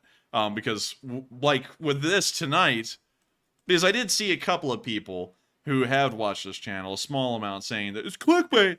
We had a video. How the hell can it be clickbait when you have a literal video showing it's out? You know, like, that still baffles me to this point. That I just remember one. I'm not going to name them out because I don't know if you got them, Matthew, but it's the name of a former prime minister of the United Kingdom. I think I might have gotten him. Well, you know, He's a casualty. If so, unfortunate. But they sat there and were insisting that it was a clickbait, although we had a video to back it up. Like, you know, like, I understand if it's a speech-to-text thing. Like, you know, some channel that someone keeps on saying for us to go watch, and it's the speech-to-text thing where they're coming up with literal clickbait, like the Turks have joined the war on Ukraine's favor. That is clickbait. But when we sit there and say the bridge is down and then show a video where the bridge is clearly not crossable, I don't get why people would sit there and say that's clickbait. And then I see. I gotta say, like Driving and Luton said, don't let them get to you. That's great advice because there's people everywhere. Bots. There's fake people. There's real people saying stuff. There's other YouTubers running their mouths these days. But you just gotta let that stuff go because at the end of the day, we're raising money for Ukraine. That's what our channel is about: is getting the news out and raising money for Ukraine. So other people are just trying to, let's say, be a little jealous. Man, people are just hating on me, man. I'm just kidding. Anyways, with that, I hope that addresses that fairly well. Thank you so much once again for support and helping this channel to keep on running. And with that, we are on to the next one. All right, and up next, we have a $10 super chat from Wubba, who says, not a bot. And I believe you, Wubba. You've been around for quite a while. Thank you for the support. Yes, and I do thank you for the support, Wubba, in helping this channel to keep on running. You are not a bot. And I thank you so much for supporting us and helping us to keep this thing rolling, because without folks like you that are not bots, this channel wouldn't be possible. And so with that, we are on to the next one. And thank you once again for the support. All right, and up next, we have a $10 super chat from Dark. Let's see here. I'm not sure about that username, but thank you for the support. The question is, was the bridge hit again, or was there more damage discovered than there was admitted to? There was more damage than was discovered and admitted to. More damage that was not admitted to. And at this point, the damage has become so critical and the bridge has become so compromised, they've had to shut down railroad traffic across it and start replacing the spans. You're also not probably hearing a lot of news about this in the mainstream because this is the only video clip we've gotten showing that the bridge is clearly undergoing heavy repairs and replacement of entire bridge segments. So that's why you probably haven't heard about it. So it's not that the bridge got hit and blown up again. Apparently a lot of people came in here with a misunderstanding of that, although it literally says that's not the case in the description. It's because the bridge is so damaged and the heat that it underwent months ago has weakened the steel so badly that the bridge is made of that a train could not cross it without that segment buckling and the train plummeting to the sea. So they're having to replace it right now, and the entire bridge is out of action because of that. So with that, I hope that answers that question fairly well, and I thank you so much once again for support and helping this channel to keep on running. And with that, we are on to the next one. All right, and up next, we have a $10 super chat from White Lightning 777, who says the equipment used to repair the bridge should be attacked. It's custom made and very costly to replace. The entire thing is fair game. And thank you so much once again for the support. And real quick, Matthew, can you reread that line? Because for some reason, fair game threw me off. The equipment used to repair the bridge should be attacked. It's custom made and very costly to replace. And the entire thing is fair game. I would agree with you, actually. Fair game, it is. Most of the time, special equipment like that is considered a military target, even if it isn't a part of the Russian military, and should be imperative to have destroyed or knocked out. If the Ukrainians can pull that off, they will not be able to pull it off with the Tu-141. I can tell you that right now. That's not possible with the Tu-141. But if they have something else that can pull that off and create a success out of this situation, they should make sure to try and blow up those pieces of equipment, because there's probably not that many bridge laying systems throughout Russia. There's probably only a handful of them, and destroying one of them will be crippling to the Russians. So with that, I thank you so much once again for support. I hope that does address the comment fairly well. And right now, at least, we know that that bridge will be out for several weeks because the span is not there. And those spans are incredibly heavy, really difficult to move, and it's going to be really difficult to get one back out there and replace it. So with that, we are on to the next one. Thank you once again for the support. And let me read a comment to you for Comedy Hour. My poor ass said, wow, you are dumb. My poor ass said that. Well, guess what, my poor ass? You're going to be gone. Execute. Bing, bing, bing. Peter. My poor ass. It's been ripped apart. Nice username, though. Yeah, and what did he say again? He said, wow, you are dumb. Said my poor ass. Oh, man. Dude, the guy walking around with the name My Poor Ass is going to tell me I'm dumb. What kind of name is that? What the hell is that? Like, I would not be found dead with a name like that on an account of mine. Like, I wouldn't. That's just stupid sounding. Now, if we can get more bots like with usernames like that, like, feel free, say whatever you want in the chat, because that gives me like a good comedy hour, like some comic relief. So keep it coming.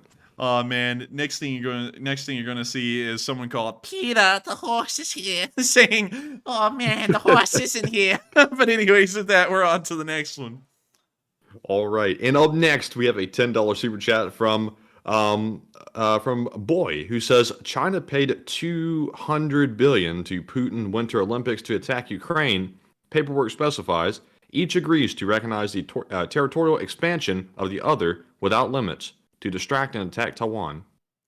I would have to see it. I think for the support, I'd have to see a copy of that though, because if that was actually a thing, I feel like we would have heard a lot about that, but we haven't. So if you could send something to my Discord DM so that way I can read it, I would be more than happy to look over it and see if that is the case. Because right now I'd have to declare ignorance because I haven't heard about that and I haven't seen any written documents that did come from some sort of agreed treaty where that is the case. But I still thank you once again for the support. And I hope that does address the comment fairly well. And so with that, we're on to the next one, E. And thank you once again for helping this channel to keep on running, E.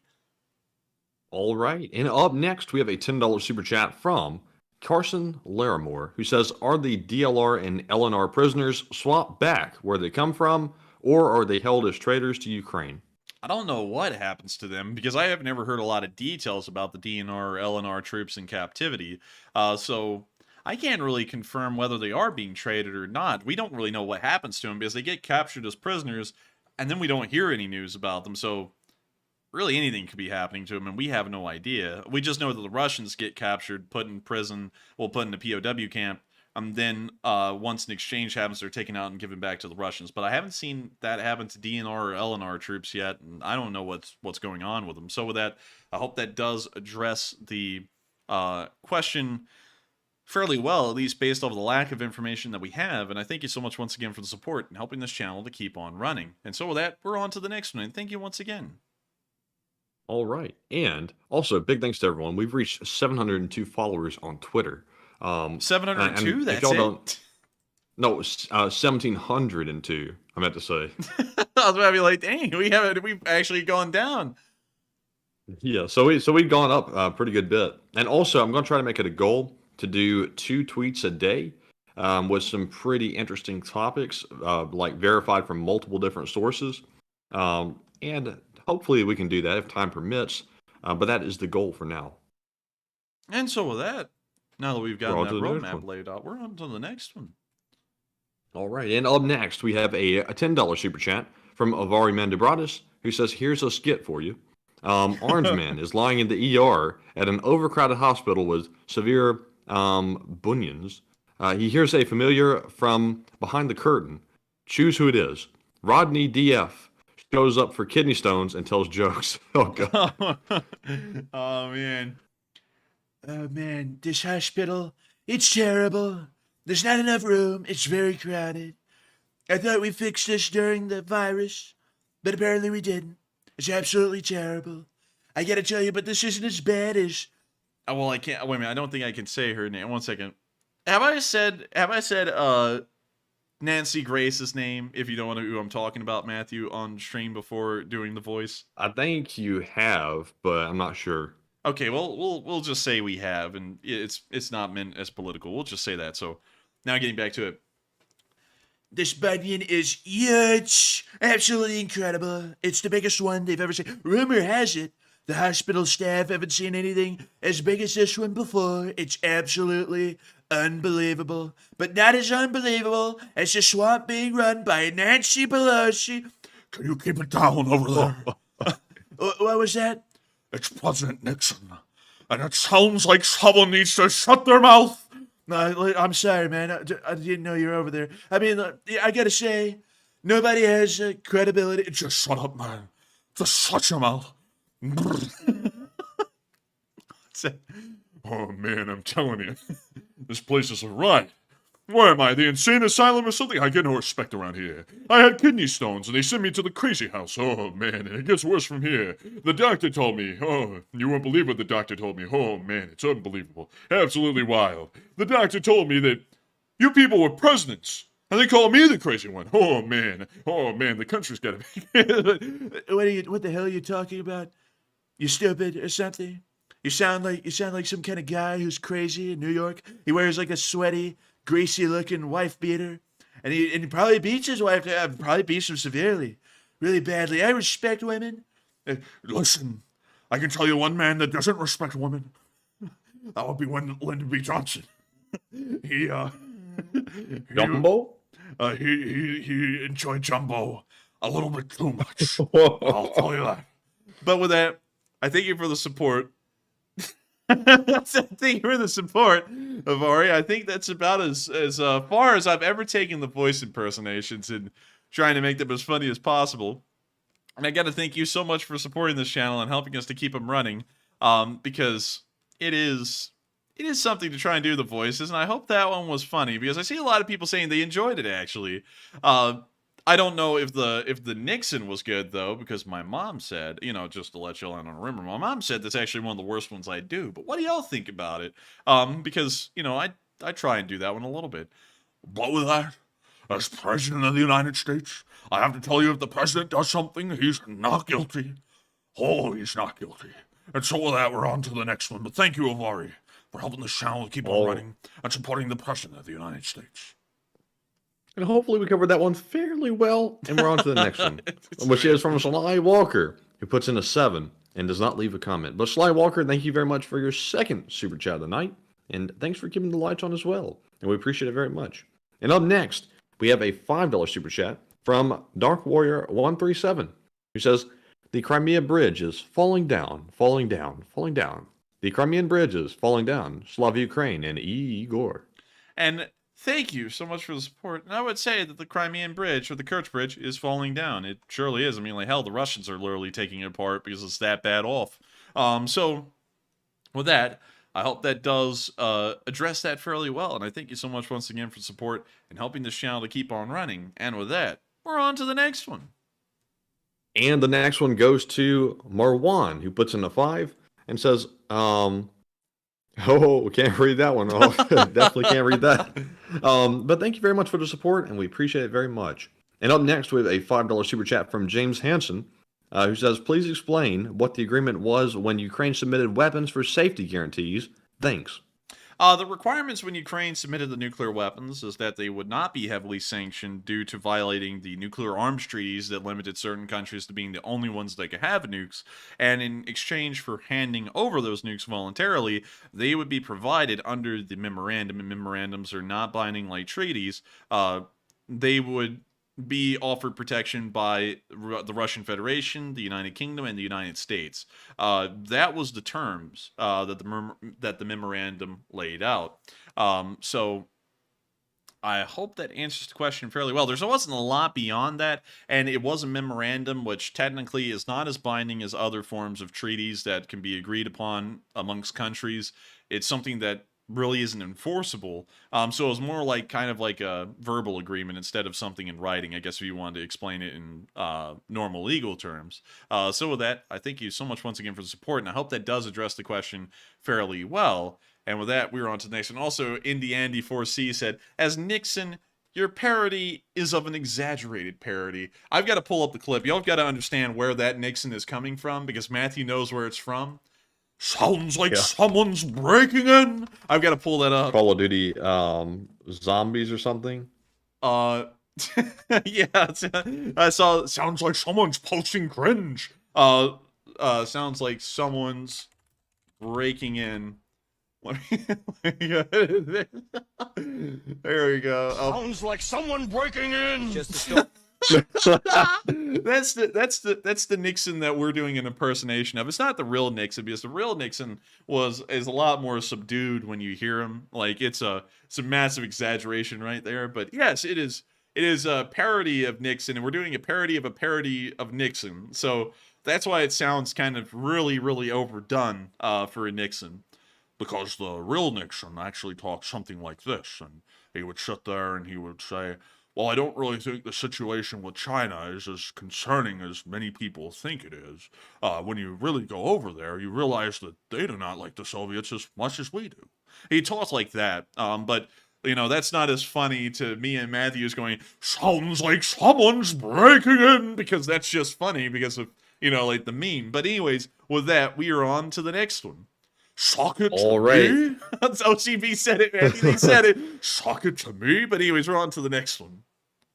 All right. And up next, we have a $5 super chat from Terry Manning, who says, NBC reporter traveled by train over the bridge yesterday. Check out NBC Nightly News. Are you sure it was yesterday? Because usually those clips take a little bit of editing time and a couple of days to get there, and that may be why they were riding over the bridge. But let me check that real quick on video let me go to YouTube. And what was the name of that? NBC reporter traveled by train over a bridge yesterday. NBC reporter Crimean Bridge.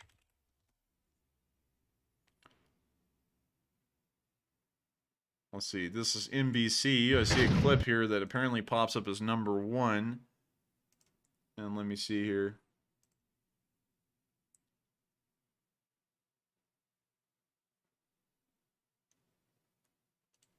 Let me unmute it for a second. Hopefully we don't get copyrighted for this. Crimea by train, across what the United Nations calls Ukraine's internationally recognized border. This is where that explosion hit this bridge last October at around... Let's see, this was posted a day ago? When the hell was this filmed? Because here's the thing. He's riding over the bridge, yes. But we don't know when they filmed that segment and when they put that into that. Because usually, it takes time to make a video. And it takes time to make news segments, especially when you're filming something in the field, then have to make a story on it. So when was that filmed? Because it doesn't give a timestamp. He's just kind of sitting there, last October. And it's like, it could be January. It could be any time of the year for that matter. Because we got a video just this night, 9 hours ago, showing that bridge span clearly off. You know, like there's no fibbing it. We'll go and show it again. Because it's not like, you know, oh, checkmate, he drove over the bridge. Someone literally just drove past it at this point 14 hours ago. And the bridge spans are gone. You know, they've been completely removed off the bridge. So in between when that guy rode on a train across the bridge and now, the bridge spans have been removed and they're being replaced. So I don't know how to explain that, but that is something interesting to bring up. So with that, I hope that does address that fairly well. Hey, what the hell are you talking about? It's saying, oh my God, someone brought it up. It's a super chat. I'm addressing it. But anyways, with that, I hope that it answers that fairly well. And we're on to the next one.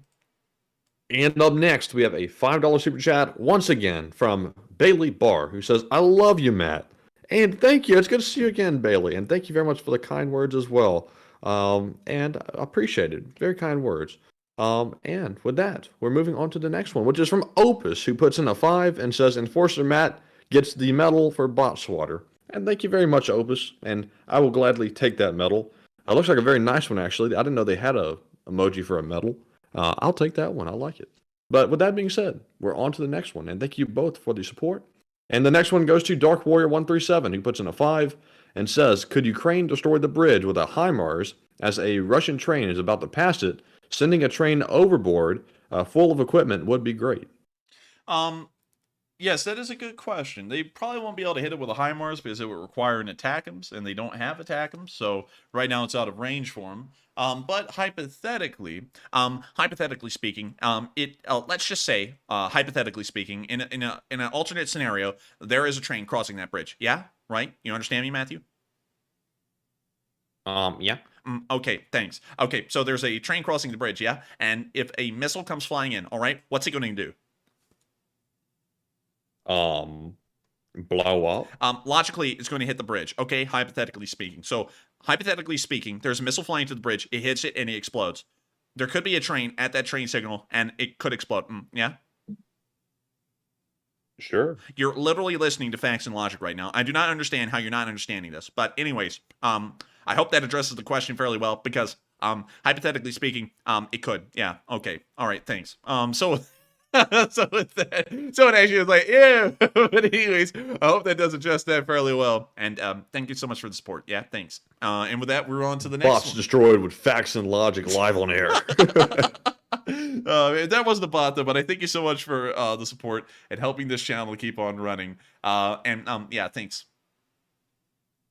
All right. And also, I wasn't calling them a bot, by the way. It was just a joke. But anyways, up next, we have a $4 super chat from Epic Trains Canada, who says, beep, beep, boop, boop. The Kerch Bridge is totally fine. I'm totally not a bot. Just kidding. Thanks for the news. And Igor. And thank you for the support, Epic Trains Canada. Goodness gracious, excuse me. And yes, bless you. And thank you so much for the support, Epic Trains Canada, and helping this channel to keep on running. And I thank you for enjoying the news, because the intent tonight with that was that we were reporting something that no one else covered, because everyone today covered Bakhmut. And of course, we're covering Bakhmut tonight. But considering that we got a video showing the bridge disassembled, that was worth covering. In fact, that's more important to me from a logistical standpoint and strategic standpoint than the Battle of Bakhmut, but that's been going on for months, because this has a much larger impact. So with that, I hope that does address that fairly well. Thank you so much once again for enjoying the segment Epic Trains Canada, and thank you so much once again for helping this channel to keep on running. And with that, we are on to the next one. I'm trying to see what the response was. Serenity said Steve Urkel? Oh, no. No, it wasn't Steve Urkel. But with that, we are on to the next one. All right. And up next, we have a $2 super chat from Dupper Bob, who says Slava Ukraine. And Dupper, Heroum Slava to you. And thank you very much for the support. And up next, we have a $2 super chat from Gilaman X, who says for bot spray. And thank you so much for the support, and also getting us some bot spray. We will need it, because we took out 150 of them tonight, like roaches or something. And so with that, we are on to the next one. And thank you once again. And the next one goes to Average Joe, who puts in a 2 and says, imagine life for the kids that go to school number... I'm going to edit it just a tad to be a little more PG. School number 169. Oh, it's got to be pretty rough for those kids, Blade. Well, but thank you for the support. I know what he was trying to say now, Matthew, and I thank you for bringing that up and helping this channel to keep on running. And so with that, we're on to the next one. And thank you once again for the support. And with that, all right. And, well, oh, there we go. All right. And up next, we have a $2 super chat from Uncle Chucky's Jeep. He says, long-time watcher, first-time caller, Slava Ukraine. And thank you for being a long-time watcher, first-time caller, and helping this channel to keep on running. And, of course, Slava Ukraine. And thank you once again for helping this channel to keep on running. And so with that, we're on to the next one. And welcome to the live chat. And the next one goes to Destantra, who puts in a 1 and says, nice fun on our friend Ruskies. Can you reread the line? Reread the line. Nice fun on our friend Ruskies. And I would agree. The Ukrainians are having a lot of fun at the expense of the Russians, and I think that that is just too much. We need to find an ethical way to source our fun from the Russians, and I think the best way to do that is having the Russians in Russia, not in Ukraine. And so with that, thank you so much once again for the support. I hope that does address the comment fairly well. And with that, we're on to the next one, and thank you once again. And with that being said, that rounds out our super chat questions. So once again, thank you all who have supported the channel tonight. Thank you to all who's hit the like button. And thank you to all who are simply just watching, because all of that helps the channel out tremendously. And we appreciate it a bunch. Are you trying to take over my lines? What the hell? Yes. Yeah, I am actually. Yeah. But anyways, we're moving on to our Morse code. And tonight it was solved by JP's RCs, C. Mark Hodges, Rumpelstiltskin, and Cliff Simonson. They said the Morse code says, but Putin. I thought the bridge was intact and operational the whole time. Slava LSA, Slava Ukraine, and Igor. Igor! That's the sound of money falling out of a slot machine. But y'all did it again. Now we got the Morse code message correct. Can you believe that that was supposed to go away, Matthew, like days ago? Can you believe that? Who the hell made up that decision? That was outrageous. But I can't believe we actually considered doing it. I can't believe it. I can't believe it, Matthew. We're criminals. But still, y'all did get the Morse code message correct. And if the bridge was in good shape, then why in the world are they having to sit there and take it apart? Thank you. Thanks. Checkmate. We destroyed them with facts and logic. Video. There's a video evidence out there. Matthew, Jamie, pull up the clip. Yeah, thank you. But with that, yeah, I would have to say thank y'all for deciphering the Morse code message. It means a lot. And, of course, without y'all, we wouldn't be able to keep this thing going and, of course, keeping the Morse code message. So with that, I thank y'all once again for deciphering that. And yeah, if it was intact, then why are they not using it now? Checkmate, checkmate, checkmate. So that, thank y'all for deciphering it again. And y'all got it correct. If it was fine, then why are they having to replace the spans? And so with that, we're on to the next one. And the next one goes to Danny, who says, will it be Turkey who mediates peace? Maybe. It seems like they were usually the mediators beforehand, because before the war started, it was Switzerland. Then when the war began, it was Turkey mediating in between the Russian Federation and Ukraine. So it may end up being them. It seems like that would be the most likely country to do it. Or it would be Switzerland again, one or the other. And so with that, I hope that I answered that question fairly well, and we are on to the next one. And the next one goes to Alpha, who says, have you heard the news that the Russians supplied the Chinese with 25 tons of plutonium? I have not. And who put that out? Who put that out? No source given in the chat question. Sadly, I've not heard about that. Let me pull up 25 tons of plutonium. 25 tons plutonium. This is putting me on the FBI's radar. Let's see.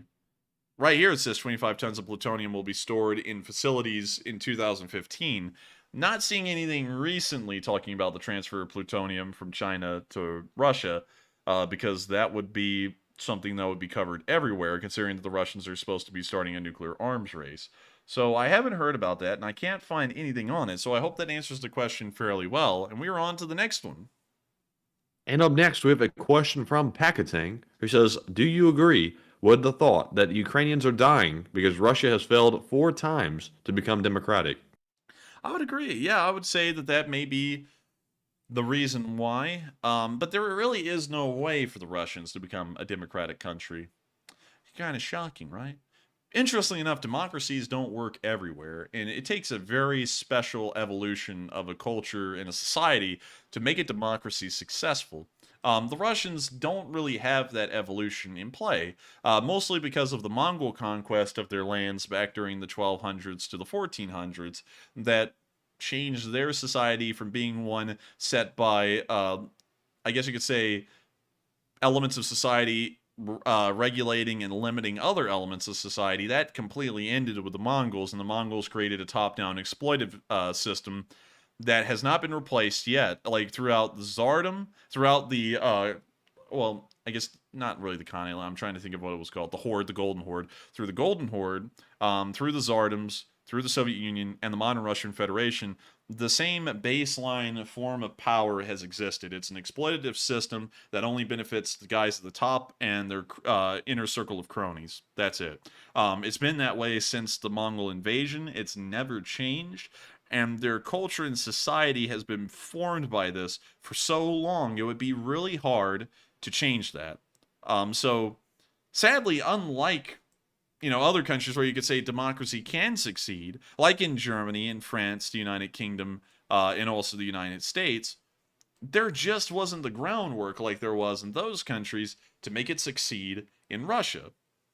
However, there is a little bit of difference with Ukraine, which is very interesting. This is why Ukraine started to have a nationalist movement in the early 20th century, is because the Kievan Rus, which was blasted by the Mongols in the 13th century, literally torn apart, all the way down to the city of Kiev itself, they would actually just kind of roam around, kind of like nomadic people, among the steppes of Ukraine for a little bit of a while, and then they would settle down again once the Golden Horde started to dissipate in its relevance and its power, and they would eventually start to create a little bit of their own identity again. They would, of course, get conquered by just about everybody, though, including Poland, Lithuania, the Russian Empire, although the control over this area was very loose, which allowed for the Cossacks, who are the cultural groups that define Ukraine today, to exist in their own rights, and they were a lot more self-governing and had a lot more limiting bodies within their cultural system than the Russians did. And of course, that would all come to an end again during the increasing height of power that the Tsardom started to achieve around the late 19th centuries, and then in the very early 20th century, that would all start to dissipate. The nationalist movements would rise up, and when Lenin brought the Russian Civil War to a head, the Ukrainians popped out not as the whites or the reds, but they just popped out as Ukrainian nationalists, formed the Ukrainian Republic, and then existed there. So, interestingly enough, I would have to agree with you. It is probably because the Russian culture really can't support democracy, and for that reason they failed 4 times at coming up with any form of government that has limits on it. So with that, I hope that does address that fairly well. Thank you so much once again for the support, and with that, we are on to the next one. And the next question goes to Alex Wolf, who says, do you think it's a good idea to allow Russian astronauts to ride in the SpaceX Dragon? I say they should not be allowed. I feel like they shouldn't be allowed. But one thing I will say is that it isn't going to hurt to send their astronaut to space. Like, on any perspective, it won't really hurt for that because it's not really a national prestige thing for them. They're riding on an American rocket. How much more embarrassing can that get? Because just years ago, American astronauts were riding on Soyuz capsules out of Baikonur in Kazakhstan. Now, Russian cosmonauts are having to ride out of American rockets, once again, out of Cape Canaveral. So that's pretty embarrassing for them on that standpoint. If they're willing to pay a premium, and I'm saying an extreme premium compared to what it normally used to cost, for them to ride in a rocket, that is only money that's going to the United States, and there's really no harm coming out of it. So I would say on one level, I feel like they shouldn't be. On the other, if they're paying out the kazoozles to have a cosmonaut go to space and do nothing in the International Space Station for a couple of months, then all for it. Let them blow their money to us to send an astronaut to space for really no good reason right now. And so with that, I hope that does answer that fairly well. Thank you so much once again for the support. And with that, we're on to the next one. And up next, we have a question from Grathawk, who says, did you see news of the American trader who left the International Legion and defected to Russia with classified info? I didn't, and I don't know who that one would be. Although I feel like Patrick Lancaster is probably trying to run to him right now to get an interview. I'm here with the deserter, the Legion guy. I'm so scared. How are you doing? That's what. Anyways, I hope that answers that fairly well. Thank you so much once again for the support. But I did not hear about that news. And so with that, we are on to the next one. And the next one goes to Mando, who says, how much do you think the Chinese microchip war will be influencing their stance here and dictate bigger things in the future? Dang, that's actually a little bit beyond my scope, because the microchip war, while I know about it, is something that I don't really know a lot about, enough to talk about it confidently.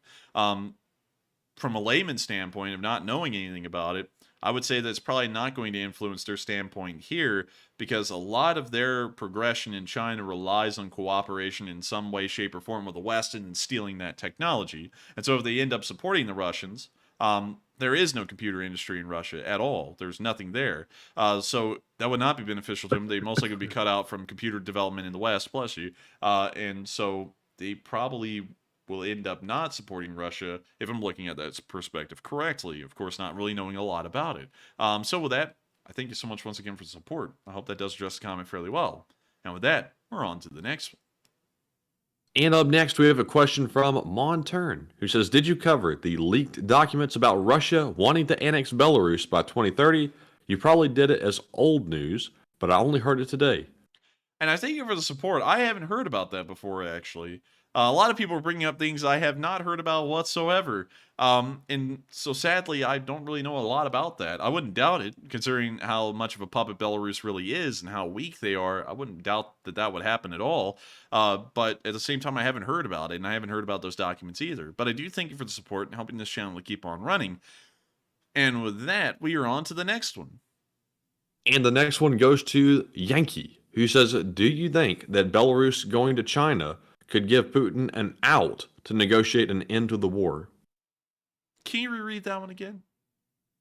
Do you think that Belarus going to China could give Putin an out to negotiate an end to the war? I wouldn't see how. Just hearing that from a one-off question, I couldn't see how that would lead to Putin having an out in the war. But it might, because I might not be seeing something there for one reason or another. And so with that, we are on to the next one.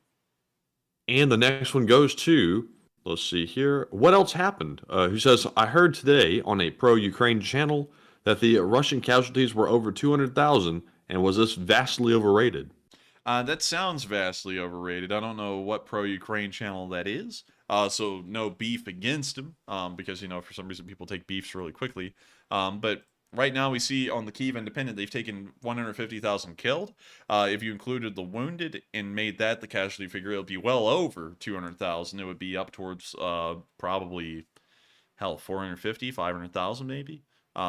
That would be a pretty good running estimate right there. But we don't see that even on the Kyiv Independent. And these numbers are the ones we go with. So I feel like that's a little too high by 50,000, nearly by, hell, like a whole 33% too high. So with that, I hope that does address that fairly well, because from what we know, that would be high. And so with that, we're on to the next one. And the next one goes to Amato, who says, is Bakhmut about to fall? Probably. From what we're looking at and how the front lines have formed, it looks very precarious.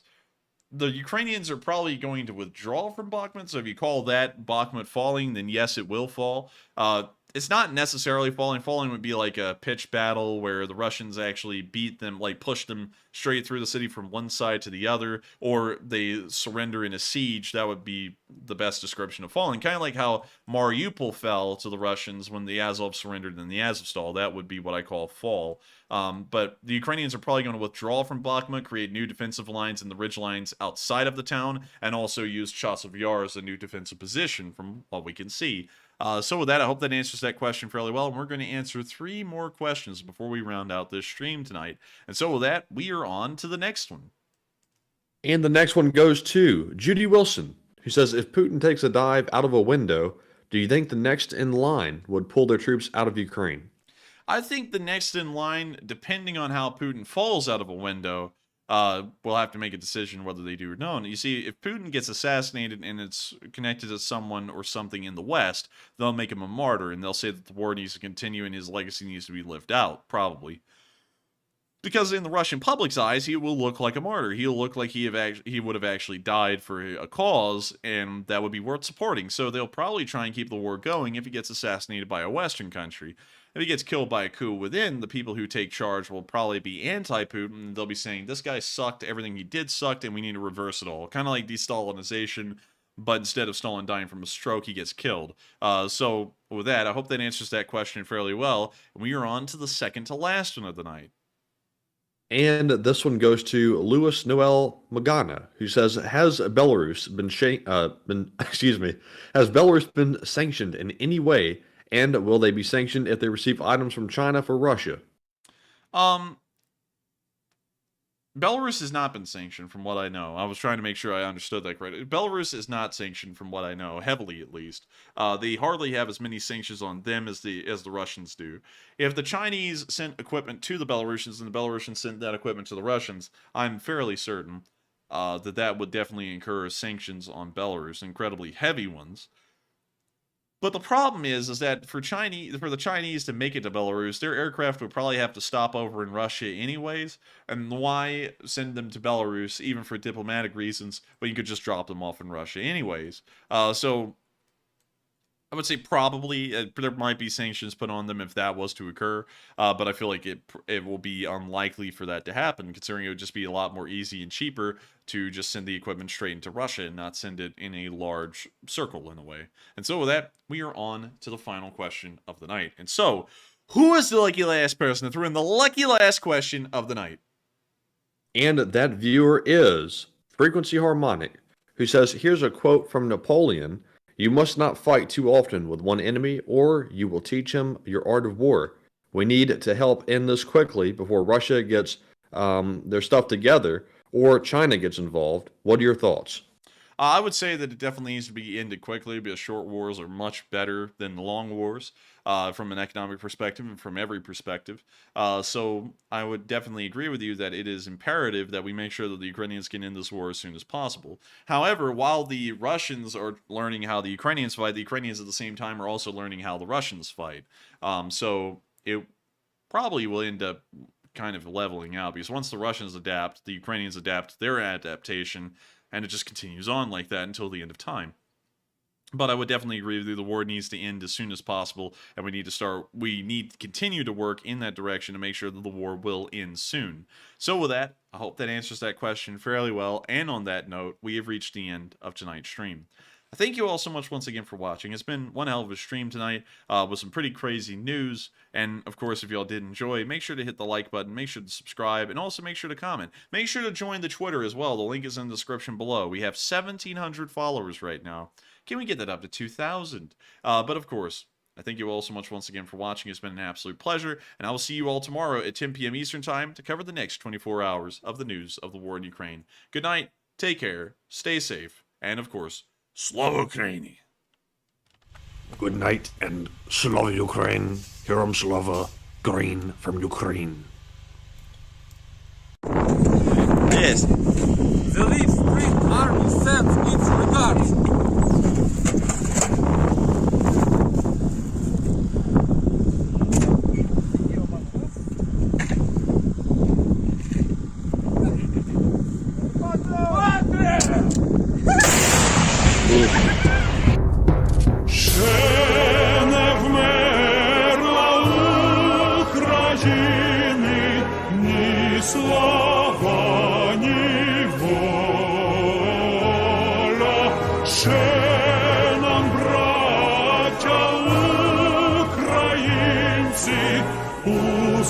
Усміхнеться доля, згинуть наші вороженьки, як роса на сонці, запануємо